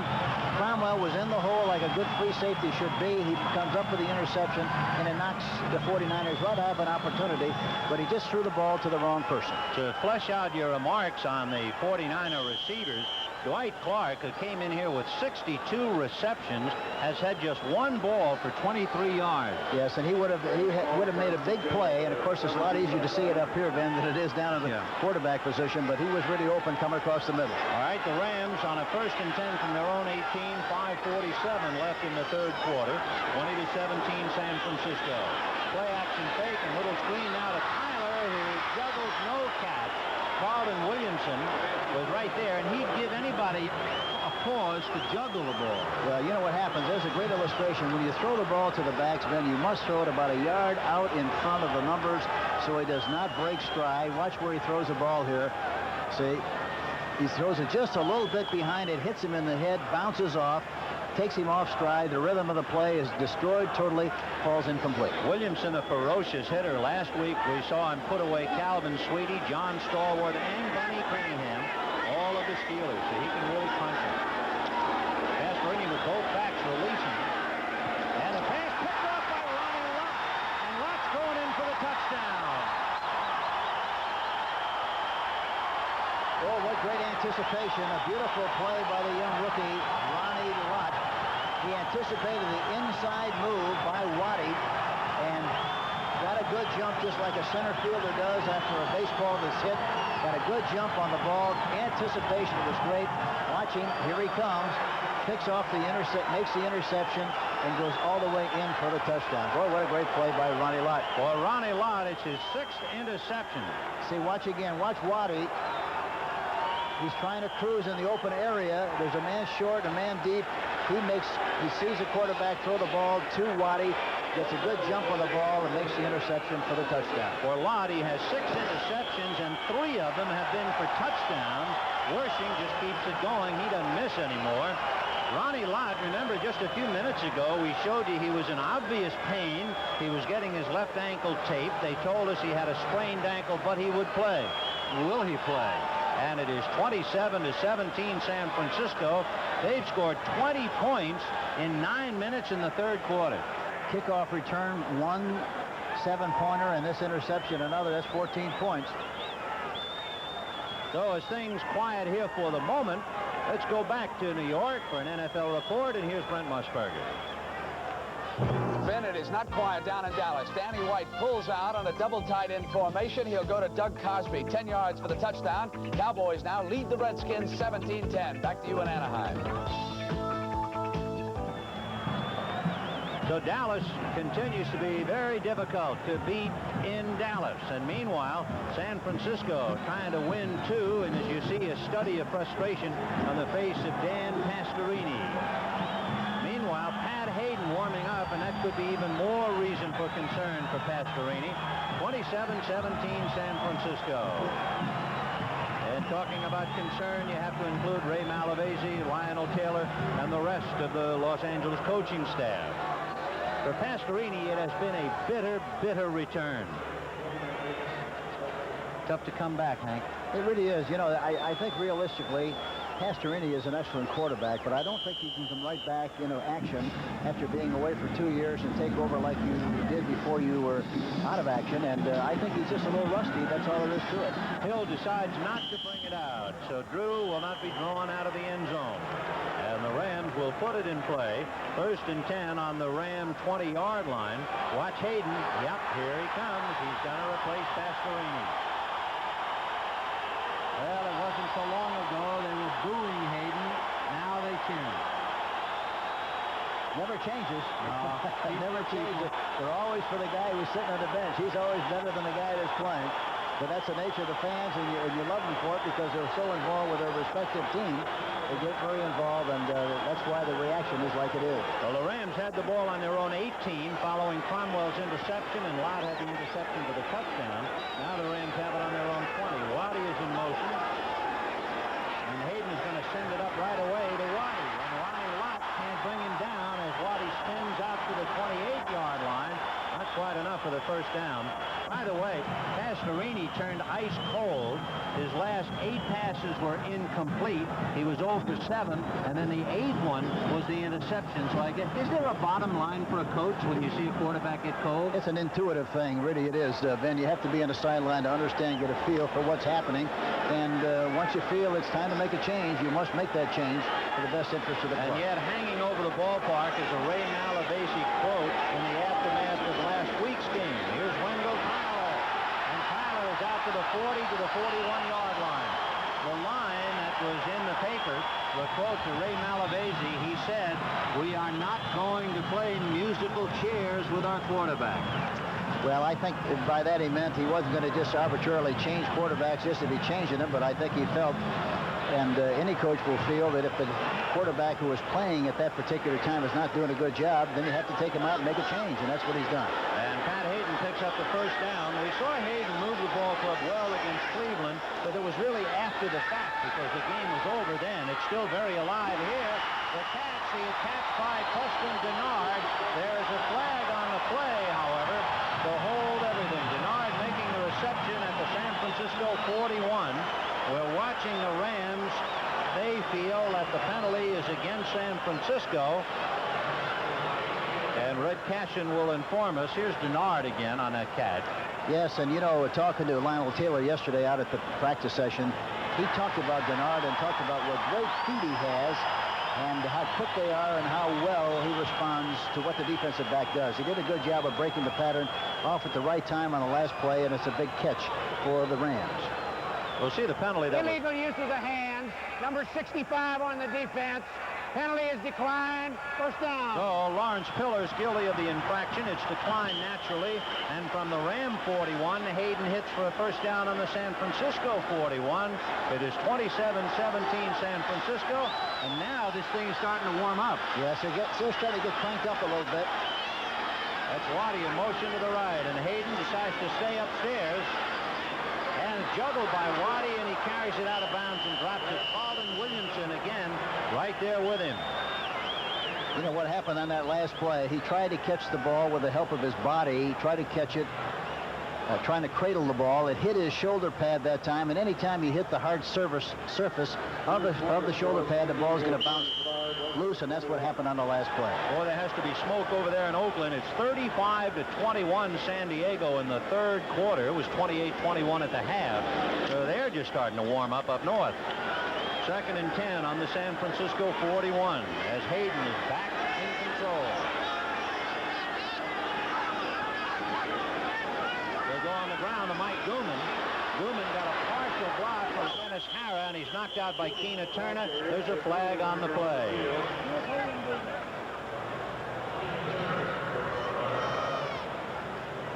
There again, Denard was one-on-one on a bump-and-run situation on the left side with number 21 Wright. And I think when you see that situation, Vinny, you got to take advantage of it. He didn't evidently notice it or didn't want to change the play. But you have so many chances for big plays, and when you get a chance, you got to take advantage of it. And the preliminary signal holding against Los Angeles. So they had it 2nd and 10 on the San Francisco 41, and that'll move it back to the Ram 49, and Red Cashin will make Holding it official. during the run. Number 26 of the offense. Wendell Tyler. Still 2nd down. So Tyler, while Gooman was running, grabbed a hold, and he was caught. 2nd and 20 on the Ram 49. And Dean is in the game at right end. And inside Dean is Pillars. And then you have Hardy. Then you have Dwayne Board on the left side. Hayden has a little bit of time now. He'll have to scamper trying to get around Hardy. Throwing on the run, juggled and dropped. And the man who had it was Saladin Martin. He had it in his hands and couldn't hold it as he took it away from Drew Hill. And Mr. Martin is a little bit hot, the 2-year man out of San Diego State. Pat Hayden is flushed out of the pocket. You see number 76 Board come into the inside. You see the pursuit, Stuckey in hot pursuit of the quarterback, Pat Hayden. The ball was thrown into traffic, and Martin looked like he was going to make the interception. Hardy was also putting good pressure on the quarterback. So it is 3rd and 20 on the 49. For 1 minute from the Ram 20, Hayden was on a roll. Now he has slowed down a bit. And Pat's going deep. Deep indeed to Drew Hill. And he made the reception inside the 10 at the San Francisco 8-yard line. Boy, that thing hung up there a long time. I thought sure he was going to be picked off or either go out of bounds. But Pat Hayden really put it up there nicely, right on the money. Good pass protection. He was able to step up into the pocket, throw the ball deep downfield. Drew Hill makes a great catch. And they burned Martin, Hank. You had one get away. Yes, look at him. He just goes down into the outside. Martin never does look back for the ball at all, never sees it. And for that reason, it goes right over the top for the completion. A beautiful throw by Pat Hayden and a great catch by Drew Hill. Good for 42 yards, and it's 1st and goal from the 8-yard line. Waddy and Denard go left. Arnold, the tight end, on the right side. They're going to Tyler, who juggled the ball and is dragged down by Craig Kruke at the 5. That was a draw play that time, and the exchange between a quarterback and the halfback was not good. It wasn't as smooth as it should have been, and but in spite of that, he was able to get back to the line of scrimmage without fumbling the football. Ray Malavasi seeing the Rams now trying to come back following what a heartbreaking interception by Ronnie Lott. Heartbreaking for the Rams and a sheer delight for San Francisco. And now the 49ers have their backs to the wall. It is 2nd and goal from the 5 for Hayden. Tyler and Gooman, the running back. Denard in motion.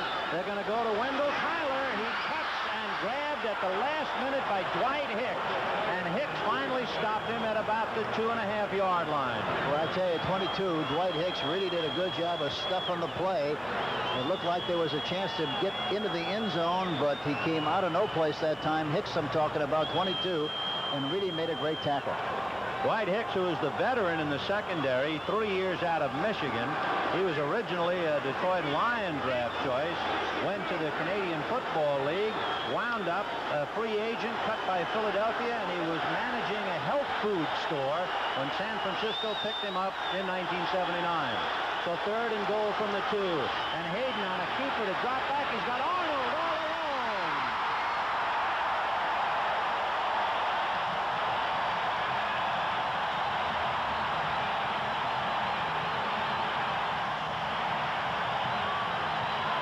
Hayden doing a great job of hiding the ball.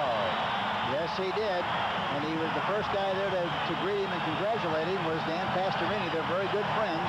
And the only thing that's really important, the quarterback comes out, another one goes in. The only thing that's important really is that your team wins. And there he is coming across from the other side. There you see him, Arnold, on an end-around kind of a play, and delivers the ball right on the money for the touchdown. So now Frank Corral, who's been perfect kicking today, Pastorini huddling with Hayden on the sidelines, and Corral kicks it through. So we have 2 minutes and 4 seconds left in the 3rd quarter. San Francisco 27 and the Rams fighting for their lives 24. Remember, the Rams battling for wild card berth came in here 5 and 6. That's the same record as Atlanta. Atlanta plays Minnesota tomorrow night. San Francisco was hoping to win today and have Atlanta lose tomorrow night, and San Francisco could clinch it. Boy, you had to be impressed with that drive that time. And again, it's very obvious. Last week, Pat Hayden came into the game, and he was very smooth, and it looked like the team got a lift with his presence. Of course, the game was over when he got into the game, so you had to consider that. But the same thing happened here. There was a spark. There was a flash. When he came into the game, he executed extremely well, and it looks like they perform a lot more efficiently, and justifiably so. He's been around here for a long time, knows the system, knows what has to be done, and he's doing everything with a lot more precision than Pastorini did during the time he was in the game, and that's understandable because, again, he hasn't been with the club that long. Lawrence Pillars, who's playing with bruised ribs, no doubt having trouble breathing.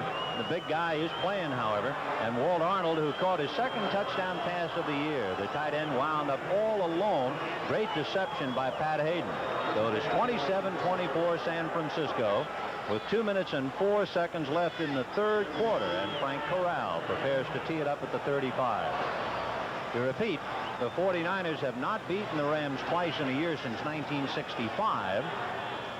They've beaten them already 20-17, and they lead them 27-24. This game's a long way from being over. There's going to be a lot of fireworks before this thing ends. The Corral kicking and fielding it is Amos Lawrence. Remember, he went 92 with the opening 2nd half kickoff. This time, Amos at the 20, and he's going to stay there. One of the many Blues who hit him is number 97, and that's a kid named Bob Cobb, and the crowd cheering for Bob Cobb. He is a human interest story, a kid who was a victim of cocaine when he was in Arizona, and he has been rehabilitated, and it's nice to put the spotlight on him for the moment. He has beaten his problem, and he's playing, and he made the tackle. Next weekend, NCAA basketball, Georgia, San Francisco, right here, 4 o'clock Eastern Time, 1 o'clock Pacific. 1st and 10. There's Bob Cobb. He's a big kid, only 24, out of Arizona. Montana now going over the left in the air, picked off by Carl Eckern. Flags on the play. Eckern is down to the 15-yard line, and there are 2 flags thrown in the area of the pass. It looks like it might be against the Rams. Looks like pushing on the part of the Rams. So Eckern has it picked off, but it's taken away from him. And they're trying to throw the ball to Clark, who's delayed coming over from a tight end position, coming across the field. There you see him. He stops. The ball is thrown. Thomas comes in with a left hand, but you can't tell where the right hand was. It might be that he pushed with the right hand, and that's why they call pass interference on the play. So Carl Eckern has an interception nullified, and to add insult to the injury, it is their 1st down. The ball is now out at the 27-yard line of San Francisco. Solomon is right and Clark is left. They're going to stay to Lawrence, and Amos Lawrence is out to the 34-yard line before Eckern can bring him down. You know, one thing is very important, and that is to be unpredictable as far as your play selection is concerned. Bill Walsh calls the plays from the sideline. He is not a predictable play caller. He keeps you off balance with the run and the pass, and there was a great illustration of it. I think they were kind of anticipating a throw. They ran inside, and now it's 2nd and 3. 2nd and 3. The ball on the San Francisco 34-yard line. Solomon right, and Charles Young is the wide receiver on the left side. Amos Lawrence trying to cut back, got away from 2 men and brought it back out to the 36. He got away from Mike Fanning and Jack Youngblood. They had him for a 5-yard loss. Yes, he was very lucky not to lose yardage on the play. He stretched the loss into a gain by coming inside and trying to get as much out of the play as he possibly could.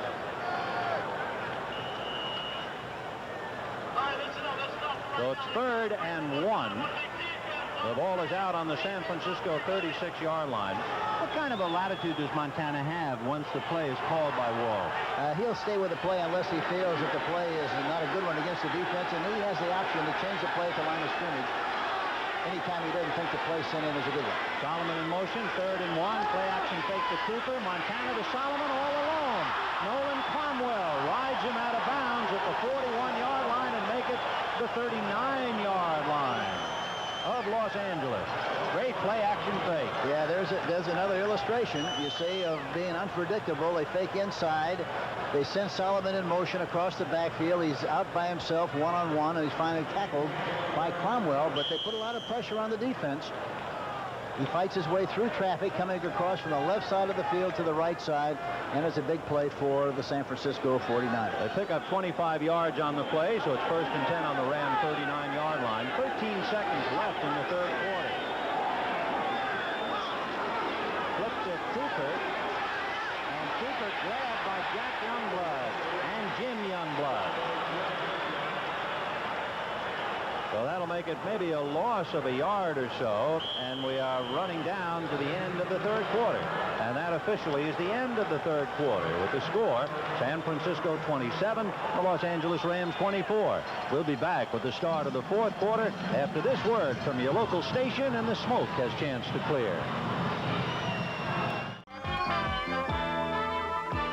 CBS Sports coverage of the National Football League is sponsored by Toyota, who invite you to see all the 1982 Toyota cars and trucks at your local dealer. Oh, what a feeling to drive a Toyota.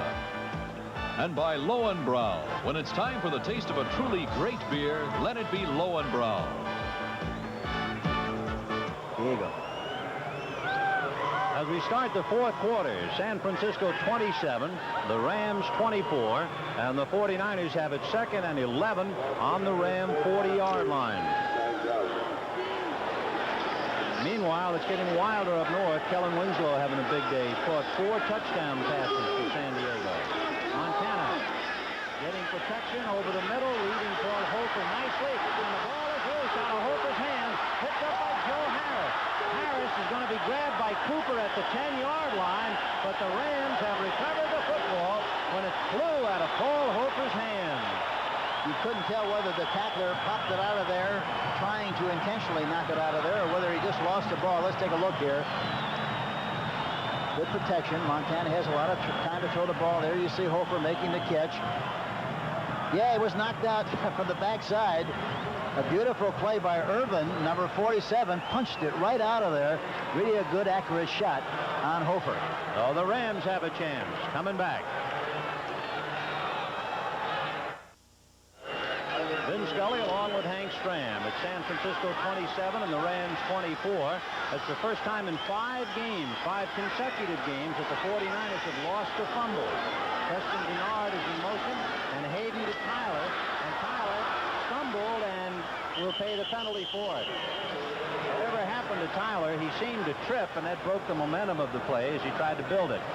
Here again, they keep running that play, especially on 1st down. It's an option play. It's a trap with the right guard or right tackle trapping on the play, and the runner has the option of going inside or outside of that block. There was a little indecision on the play, and that's why he was a little slow getting upfield and slipped and fell on the play. So it's just about the same distance, 2nd and 10 from the 11-yard line. Hayden quickly throwing away, intended for Billy Waddy. Both Ronnie Lott and Carlton Williamson were over there. Miami leading the Jets 12-9, and of course the big story there, what about Richard Todd? Did he play at all or didn't he? And if not, the man who replaced him will be playing his first NFL game. We'll keep tabs on that one for you. Dallas continues to hold on. They broke the 10-10 tie. Dallas leading 17-10 in the 4th quarter, and of course they're not accustomed to losing at home. There are the numbers so far. You can see the difference in rushing, and then passing. San Francisco has the edge. Hayden quickly to Grumman, and they stack him up. So they're unable to move the ball at all on the ground in this series. Well, that was worth the gamble. They were trying to pop a play up the middle on a trap. It looked like the middle was open. And sometimes, you know, that's going to work, and sometimes it isn't. But you slow down the rush in the process of calling that kind of a play, even though they don't succeed in making the necessary yardage. And there's really very little risk on that kind of a call. By the way, we get a footnote to that Jets game. We told you the big question, what about Richard Todd? And the word is, despite having a fractured rib, Richard Todd has played the entire game. Meanwhile, Fred Dean shaken up. Dean slowly getting up. He's been banged up. Remember last week he bruised his sternum right in the middle of the chest. However, he played today. He was hurt earlier, but he's been right back on the field until this very moment. So Frank Corral will be punting from the end zone. Dwight Hicks and Freddie Solomon, twin safeties at the San Francisco 40. And Carl Eckern is the blocking fullback, trying to keep people away from Corral. One thing is very important here. They must not let the ball bounce. They have to signal for the fair catch and make sure they have good field position. Freddie Solomon makes the fair catch at the 40-yard line, and that's where San Francisco will put it in play.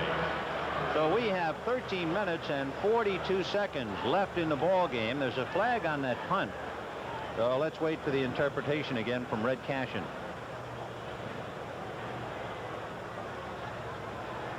There is no foul. It'll be picked up 1st and 10. Okay, Red, anything you say. With 13:42 left in the game, timeout on the field. San Francisco 27. The Los Angeles Rams 24, and the 49ers have the ball 1st and 10 on their own 41. We have 13:42 left in the game. 1st and 10 San Francisco on their own 41-yard line. And it's the second man, Paul Hofer, and he gets up to about the 45-yard line. Jim Youngblood brought him down. You know, Hank, in watching Bill Walsh send in plays, everything else in football is practice. Do they practice a coach, let's say, during the week sending in plays? Yeah, they send in the plays exactly the same way as they do during the course of the game to make sure their efficiency is the same. And, of course, sometimes you call plays. I called a play one time. We had a guy named Bo Dickinson, and I called a 52 Pop Gio, and he said, boy, that burns my back. And I said, what? He said, a fire about that high. 2nd and 6 on the 45. Here's Paul Hofer. He has Ayers and Davis blocking for him, but George Andrews pulls him down from behind at the 47-yard line. Andrews, a 3-year man out of Nebraska. So he'll be coming out now. Joe Harris and Leroy Irvin coming in, and Eckern and Andrews come out on a 3rd and 4 with the ball almost on the San Francisco 47. You can see Montana's numbers.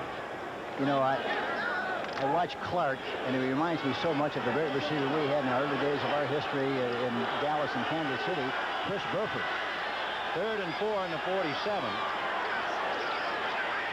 Montana blooping it. What a catch by Paul Hofer. Brought down by Jim Youngblood at the Ram 45. That's a Willie Mays play. One-handed going away. And without a glove, boy, what a sensational catch. And, of course, a good release. There you see Irvin blitzing on the play, 47. He knew exactly. There's another illustration of being aware. He delivered the ball right out in front. Hofer made a beautiful, sensational catch and a big play for the 49ers. Paul Hofer, hard-nosed player, 6 years out of Mississippi. He has done some great work for the 49ers since they drafted him in '76. 1st and 10 on the Ram 45. Montana faking left, rolling right, now throwing at the last moment, incomplete. He took a punishing hit from Johnny Johnson, and Johnson is guilty, apparently, of the infraction. Yep. And Malavasi's furious. A late hit charged against Johnny Johnson. Here we see Johnson blitzing on the play.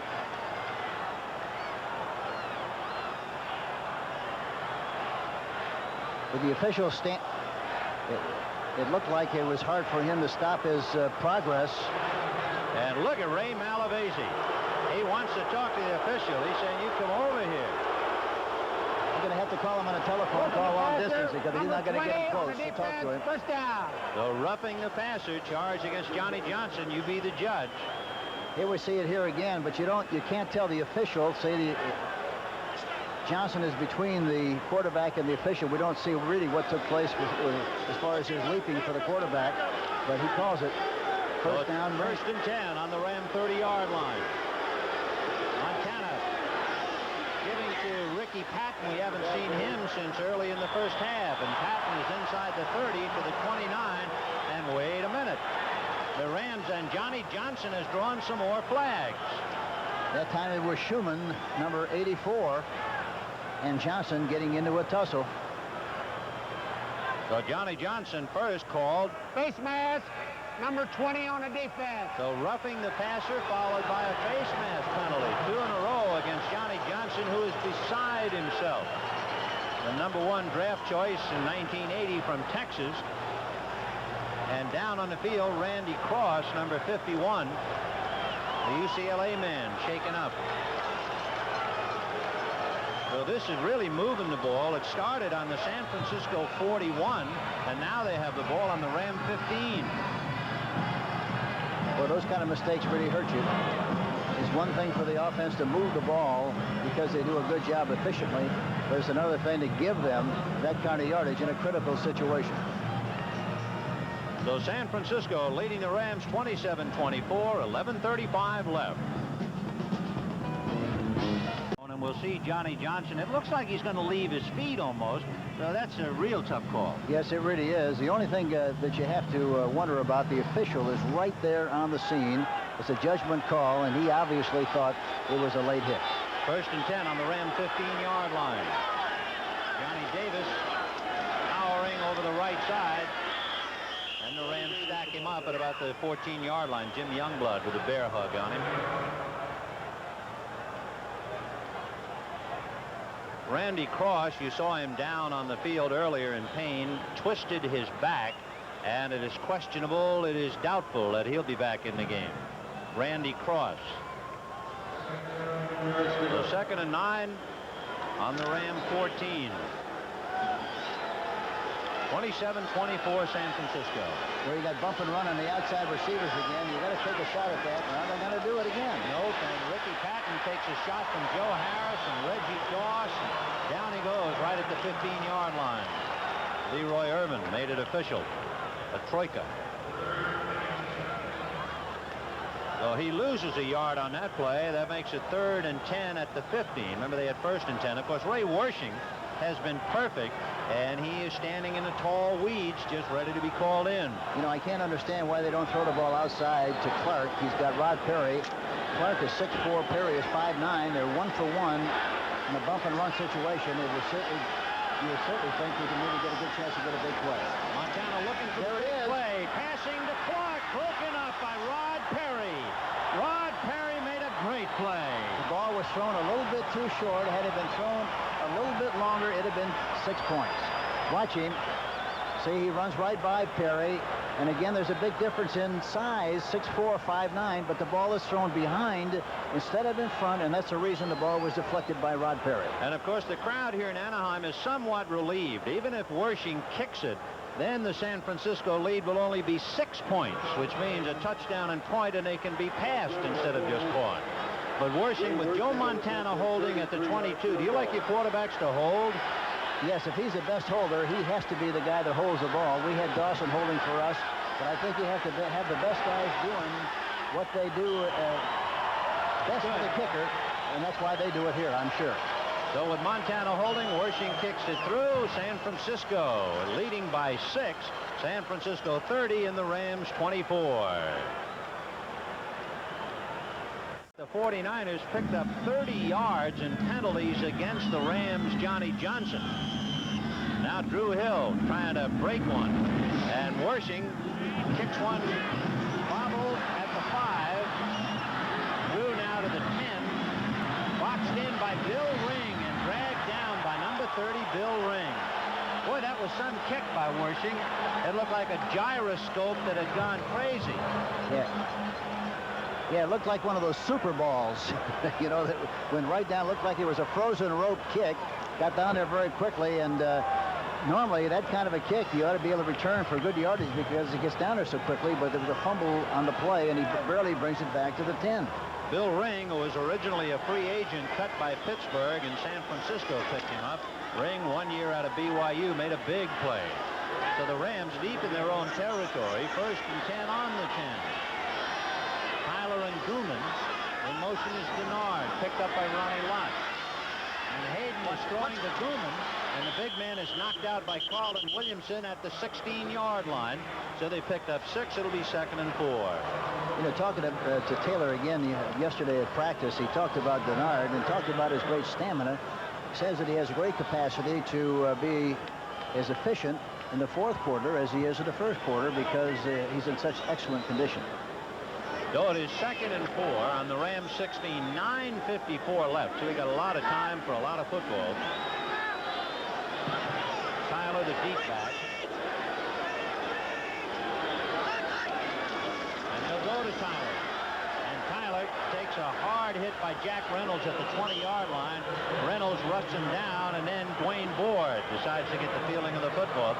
There's a little comparison with Pastorini, 8 for 18, 79 yards, a touchdown, and a killer interception. Hayden, 5 for 8, 77 yards, and a touchdown. Of course, the difference is that the time of the game and the complexion of the game when you start comparing numbers. Yes, that's right. It's always a very difficult thing to do, although, and I hate to belabor the point, but again, I think Pat Hayden, being with the club for such an extended period of time, knows the system so much better than Pastorini, which is obvious, and it makes a difference in the way they function, and I think he's a little bit more sure of what he's calling and where people are going to be because of the long relationship he's had with the receivers and the backs. We told you that Jack Reynolds laid a tough hit on Wendell Tyler, and he was bow-legged and wobbly as Tyler came off the field, so Reynolds really drilled him. Cullen Bryant is in there now with Mike Gooman, so the Rams have lost a big threat at running back, at least for the moment. Arnold in motion, and Hayden goes in the air. Can't find anybody. So Hayden is the running back. And down he goes, hit by Ronnie Lott's helmet, and Jack Reynolds went over him. And Hayden got it out to the 30. He needs less than a yard for a 1st down. Here we see Patrick going back in the pocket. Good protection. You have to be very careful that the linemen do not get too much, permit the defensive people to get too much depth. He did. He slides into inside and slides into second base there for the close to the 1st down. He was trying to get away from Reynolds, and he took a punishing helmet right into the head by Ronnie Lott. 2nd and 1 on the 29-yard line. Here's Mike Gooman. Gooman got away from Lott, got away from everybody, and finally Hicks and Wright grab him at the 37-yard line, and the big guy still won't go down, and it's a 1st down. Okay, Gooman should have been stopped in the backfield that time. It certainly shouldn't have been any kind of a gain, but he jumped to the outside, ran right through 2 defensive people, watched the missed tackles, 3 defensive people, and was determined to make the 1st down, was finally tackled by number 22, Dwight Hicks, but it was a super effort on the part of Gooman. So they're spotted at the 37 where it's 1st and 10. The Rams, starting on their own 10, have moved it out now, and Wendell Tyler is back in there. Drew Hill and Billy Waddy go right, Denard goes left, and now you have Drew Hill in motion. And everybody releases. Hayden throwing to Denard, and he's grabbed by Jack Reynolds. So Reynolds grabbed him like a birthday present, and that's just what he's celebrating today, and brought him down as he came back. Denard's 4th catch of the day, but there's Hacksaw. People just take that kind of a play for granted, but that was a great play by Reynolds, number 64. And here we see Miami 15-9 over the New York Jets in the fourth quarter. There's only a minute and 12 seconds left in that game. So 2nd and 8 on the 39. Again, Hill and Waddy split, so Tyler all alone in the backfield. And Hayden over the middle of Tyler to the 40-yard line. Hit by Dwight Hicks and down at the 36. But there's a flag on the play. Holding against the Rams.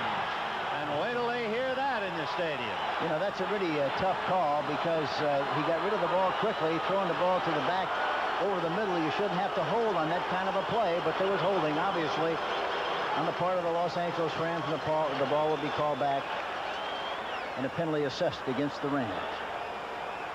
Well, Tyler had it to the San Francisco 36. Holding number 60 on the offense. That's Still Dennis second Harrah. down. A bitter call. That's a tough time to get your name called out.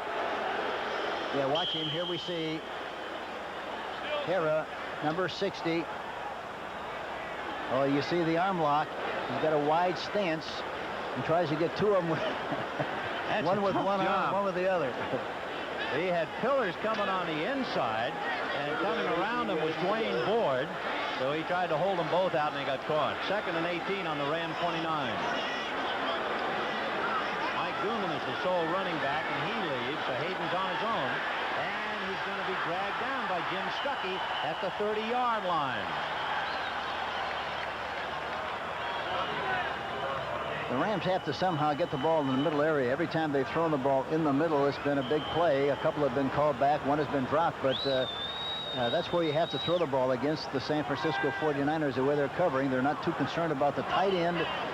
Of course, he is in the game now because they're playing with 3 wide receivers, but they're very concerned about not giving the big play to the outside people, and for that reason, the inside area is very vulnerable. 3rd and 17 on the 30-yard line. Waddy comes left, and Drew Hill goes right. Big play now for Hayden.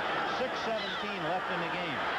And Hayden setting up, throwing, and he has his man, Preston Denard at midfield. First down, Los Angeles. What a play by Hayden and Denard.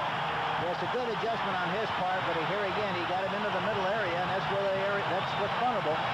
Pat Hayden does a good job, good pass protection. He jumps up into the pocket, knows where the line of scrimmage is, delivers the ball. There you see it, right on the money. Almost triple coverage there, Hank. Yes, there are a lot of folks there once he decided to throw the ball inside, but he made the catch. And that's what happens if you're going to throw the ball in the middle, then you have to throw it at the numbers below the shoulder pads. You throw it above there, you're in trouble. Hayden is 7 for 10, 101 yards. 1st and 10 at midfield. Second man, Wendell Tyler, and they'll swallow him up after about a 2 or 3 yard game. Time left in the game, 5:18.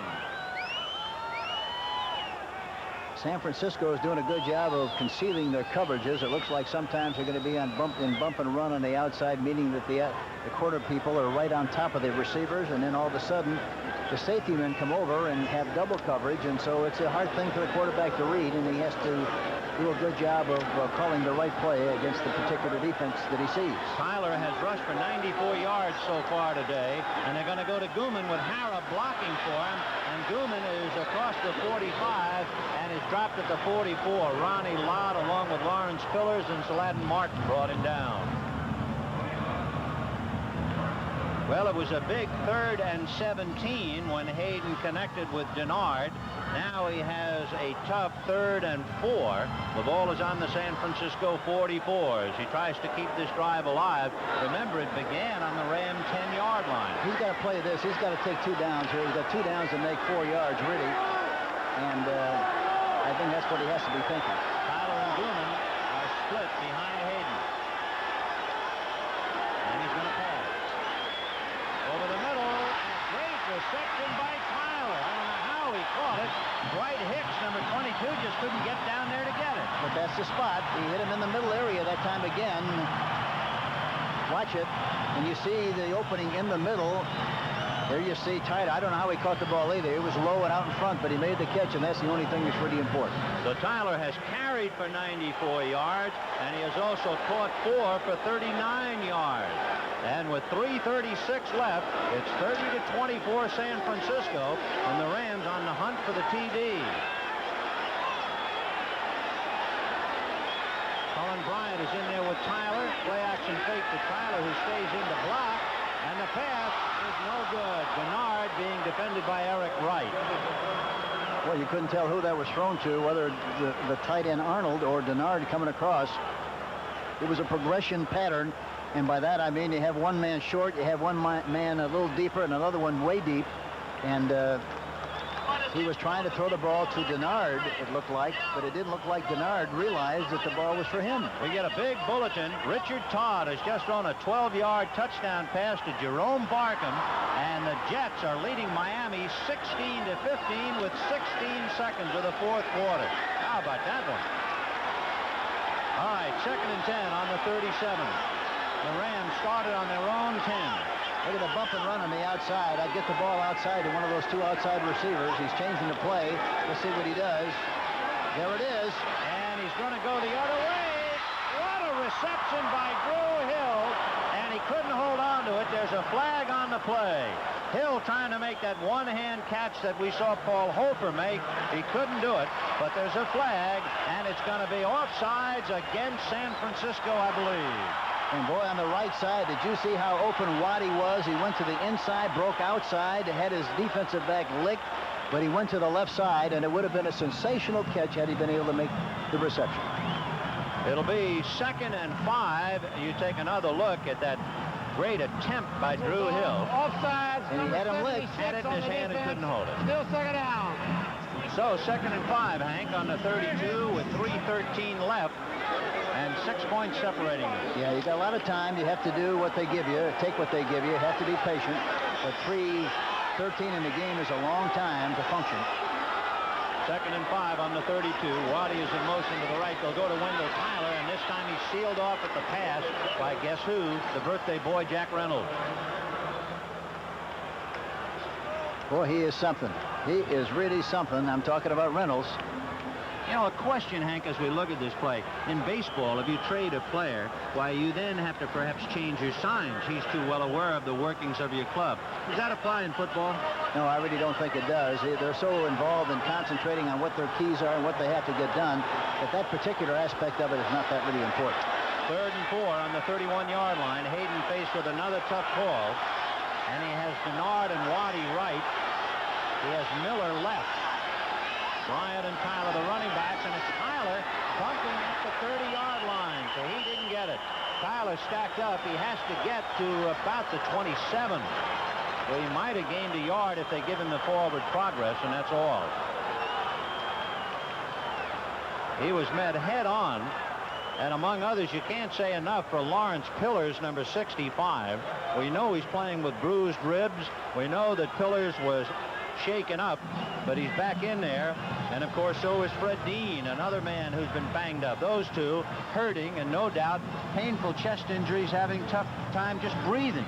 Well, you know, this time of the season, there's a lot of players in the league who are playing with a lot of hurts, especially when they're still involved in a race and have a chance to get that big ring. So it is 4th and 3, and Pat Hayden huddling now. You know, an interesting note, the entire 49er team has rushed for 63 yards, and we're talking about 5 running backs. Wendell Tyler alone has rushed for 96 yards. But as they say on Broadway, how'd you come out? And it's 30-24 San Francisco. Just look at the scoreboard. That's the only thing that really matters. And a big win for the New York Jets. We understand a final score. The Jets beat Miami 16-15. Ah, tonight, one of the most beautiful movies ever made. Mary Poppins. And of course, they start with up to the minute 60 minutes. So what an evening here on CBS tonight. Pull up a chair and plan to spend the evening. I know I will. 60 minutes and then Mary Poppins. You'll learn how to spell supercalifragilisticexpialidocious all over again.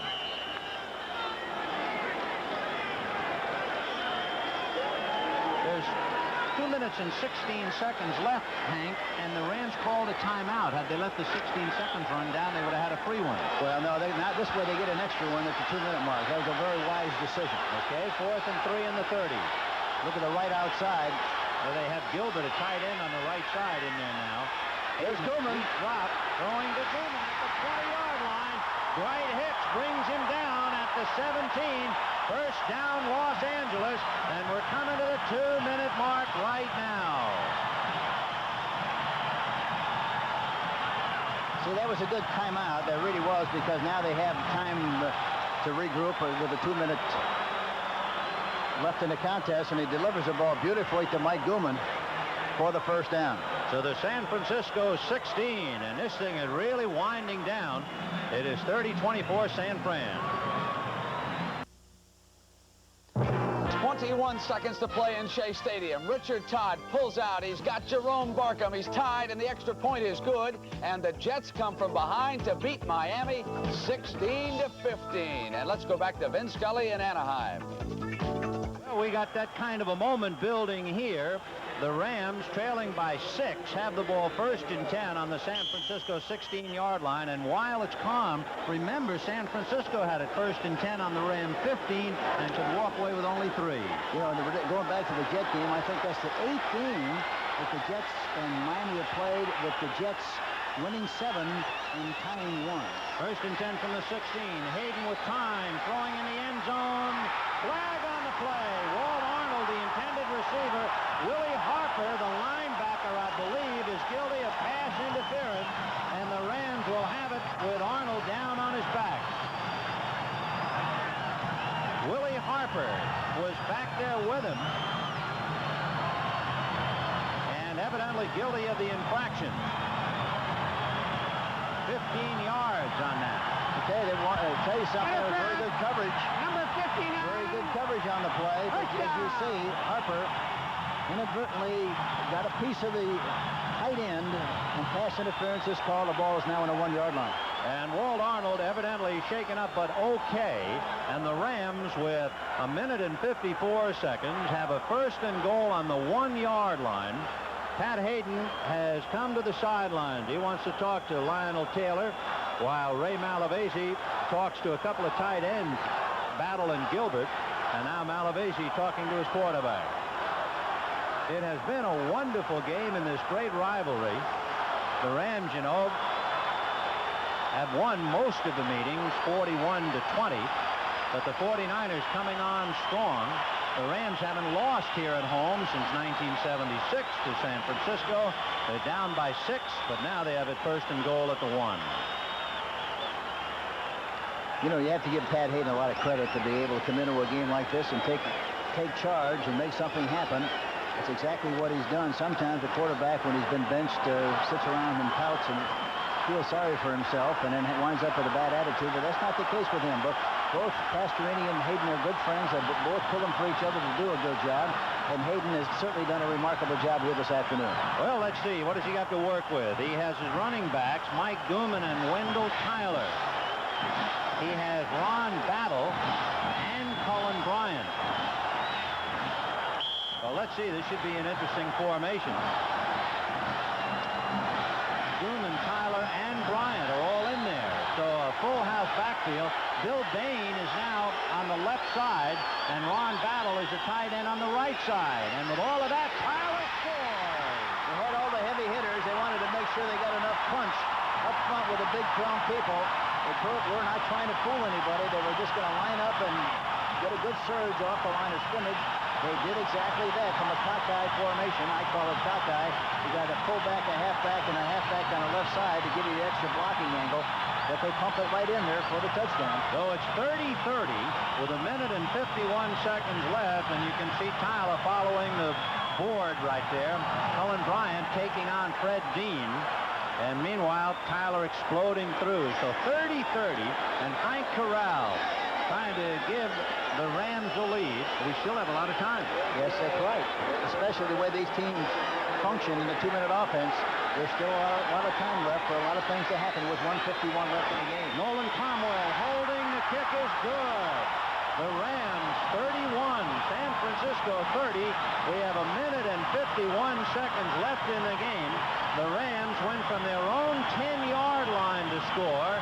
undismayed by the penalty that ruined a big gainer on a pass for Wendell Tyler. They still went back to work and punched it over.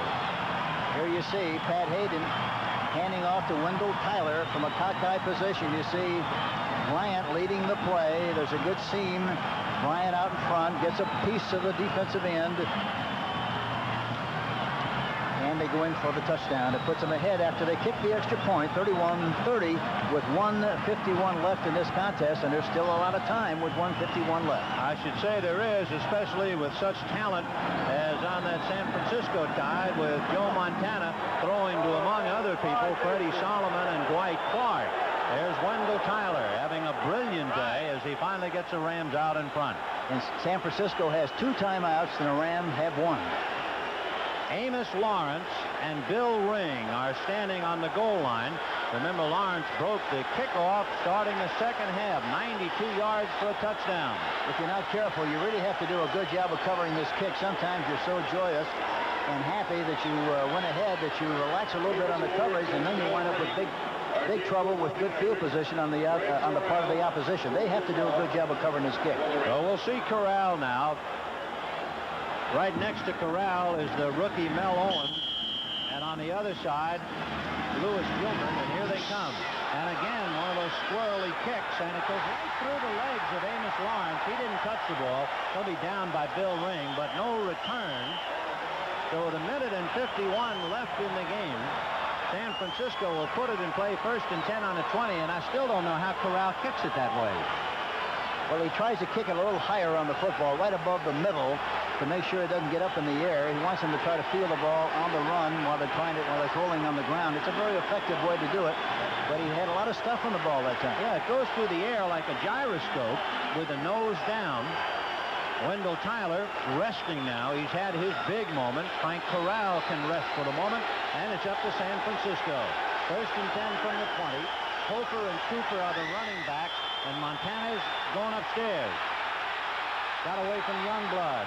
Throws to Charlie Young, and he's stacked up by Rod Perry. Perry takes him out of bounds at the 24-yard line. So they pick up 4, and it's 2nd and 6. As you can see, 1:43 left. The Rams are going to play very strong on the outside and probably give, if any, they're going to do anything efficiently, they're going to have to throw the ball to the tight end and one of the backs because of the way the Rams are playing on defense. A look of pain on Bill Walsh's face. 2nd and 6 on the San Francisco 24. Wilson is wide left, Solomon wide right. Clark is on the left side. And Clark going over the middle, but they throw instead to Cooper, and Jim Youngblood drags him out of bounds, and he went out at the 28-yard line, and he needs to get to the 30 for the 1st down. What's the strategy here, Hank? Go for just position for a field goal? Yes, I think so. I think they're going to try to be very careful, not to make a mistake, not to cough up the football, not to throw an interception. They have enough time to just move the ball down the field. All they need is a field goal, and that's the way they're going to play it, unless they get some kind of a blitz, and then we'll have a chance to go for the big play. But the way they're playing it, they're going to be content to travel slowly and move the ball and move the chains down the field. Wersching has already kicked one today, 47 yards. His longest this year, 48. So 3rd and 1 from the 29. And Montana to Paul Hofer, and Hofer got the 1st down. He got away, had Joe Harris bumped him behind the line of scrimmage, and Hofer bounced off him to pick up the 1st down. 1:23, and we'll keep that time cooking. And again, San Francisco has 2 timeouts. Montana looking right and throwing right to Cooper, and he's going to get to the 40-yard line. Finally decked by Pat Thomas, and he carried across the 40. They're going to give him a couple of more to stop the clock at about the 43-yard line. That's about a half a yard shy of a 1st down with 1:09 left. Montana has taken a couple of big bites. Yeah, you know, I'm surprised that the Rams do not play tough double coverage on the outside to make them throw the ball inside so they can't stop the clock without using a timeout. That's what's happened on the last 2 plays. They haven't had to use their timeouts. If you make them throw inside, they would have to use a timeout. 2nd and 1 on the San Francisco 42. 1:09 left in the game. Montana lobbing it and leading Clark too much. Leroy Irvin was right there. Clark trying to make a fingertip catch and couldn't quite do it.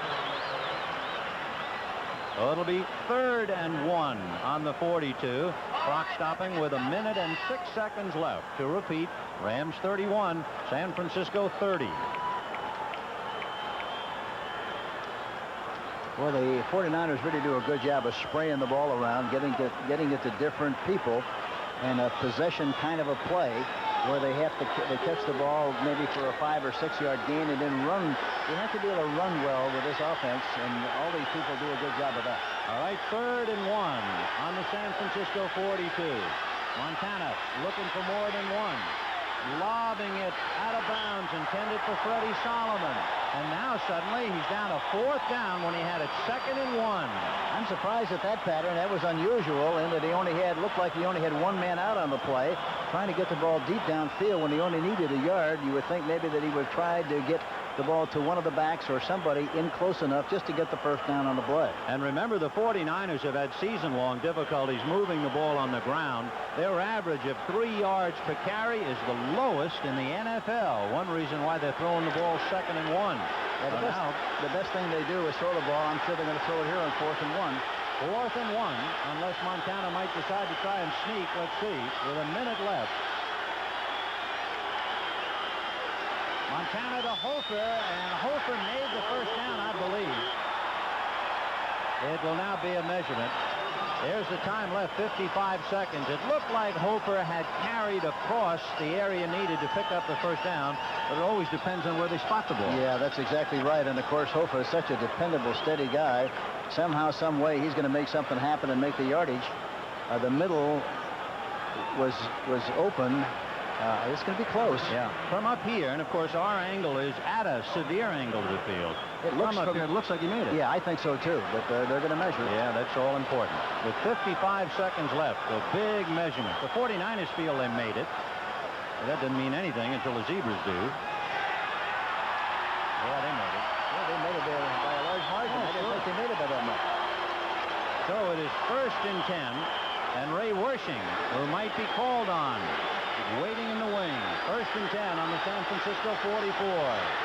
Montana looking left, throwing over the middle, and he's got Dwight Clark at about the 48-yard line.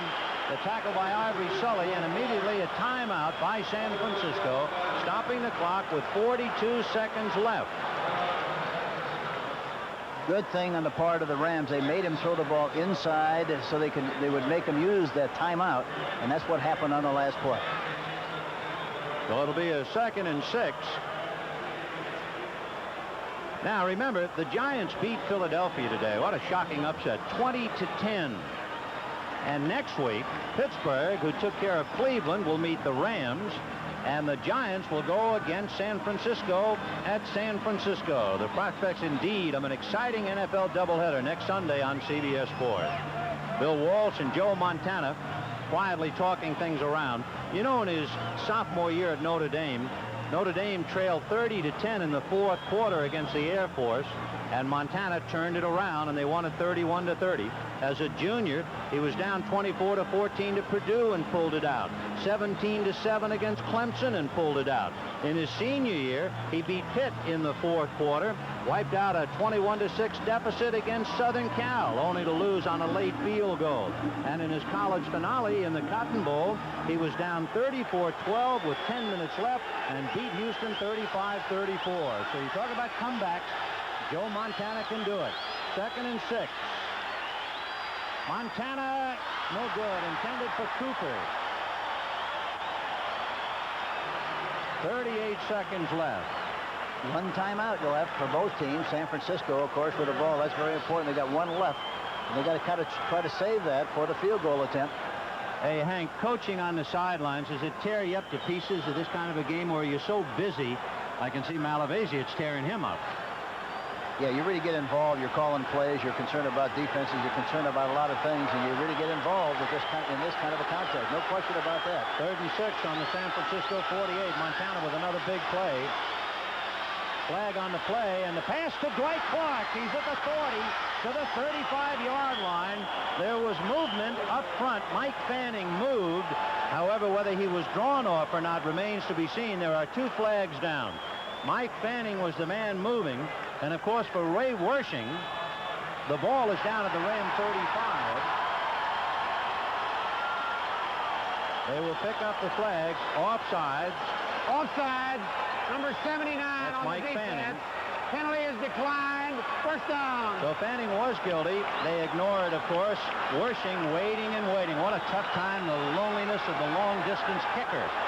1st and 10 on the Ram 35-yard line. 30 seconds left in the game. 31-30 Rams. Montana with Hofer and Cooper behind him. Look at that middle area again.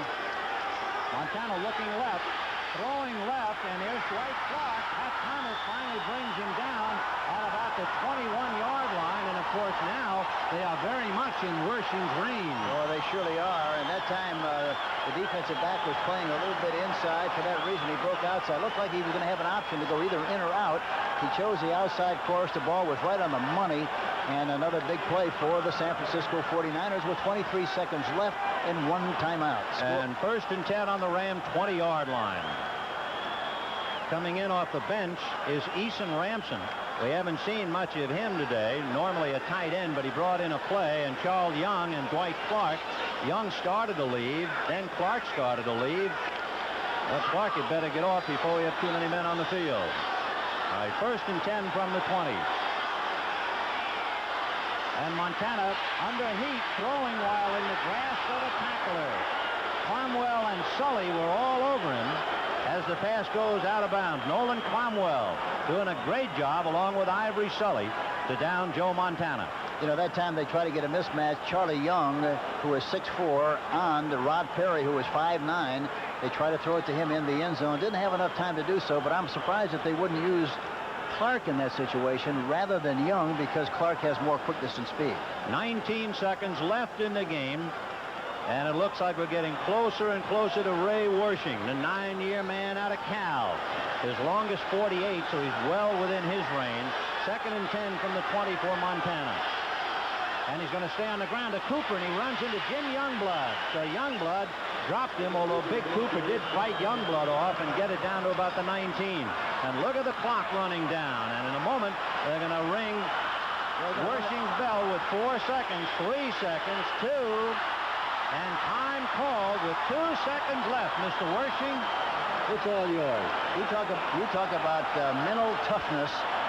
Kickers have to have that. They don't get nearly the credit that they deserve. They're involved in winning or losing 4 to 6 games a year. They're in a situation right now where the whole thing hinges on whether they make a kick or whether they miss it. You talk about, again, mental toughness. They have it. Our thanks indeed to executive producer Terry O'Neill, to our senior producer Charles Milton III, to our producer Mike Burks, and our director Tony Verna, to Ozzie Lang for his information coming in on the right side, to Dennis Mnuchin for his spotting here in the booth, for Dr. Bob Woods and his statistical help throughout this most exciting afternoon. And particularly our thanks to the entire crew for giving us a marvelous telecast of a great game. 31-30 Rams. Ray Wersching, born in Austria, 5'11", 210-pounder, 31 years old, 9 years out of Cal. He's a CPA, and he's in charge with the most important points of the game. He was originally a free agent by Atlanta in '71. He went to San Diego in 1973. He came to San Francisco in 1977, and the spotlight is on him indeed. Ray Wersching is asked to kick the field goal. Montana will hold. The hold will be at the 27-yard line, so it is a 37-yard field goal for the whole ball game. The snap, the kick, it is up, it is good. The San Francisco 49ers have pulled it out. Boy, what a great win.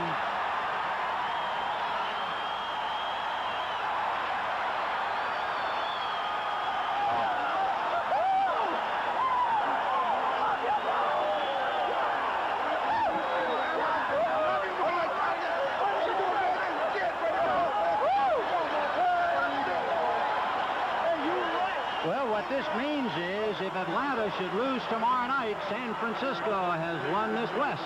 Yeah, they've been an incredible team all year long. They've been such an opportunistic team. Today they get an interception for a touchdown. They get a kickoff return for a touchdown. They make things happen, and that's how they've won. So Ray Wersching is the hero. San Francisco beats the Rams 33-31. Now for Hank Stram, this is Vin Scully saying so long from Anaheim Stadium. Once again, the final score, San Francisco 33, Rams 31. Be sure to be with us Thanksgiving Day. The Dallas Cowboys hosting the Chicago Bears, beginning with the NFL today at 3:30 Eastern, 2:30 Central, 12:30 Pacific. And on Saturday, CBS Sports presents a season premiere, NCAA basketball. This week, the Georgia Bulldogs visit San Francisco to take on the Dons. See it Saturday beginning at 4 Eastern, 1 Pacific. What an afternoon. And you've been watching CBS Sports coverage of the NFL.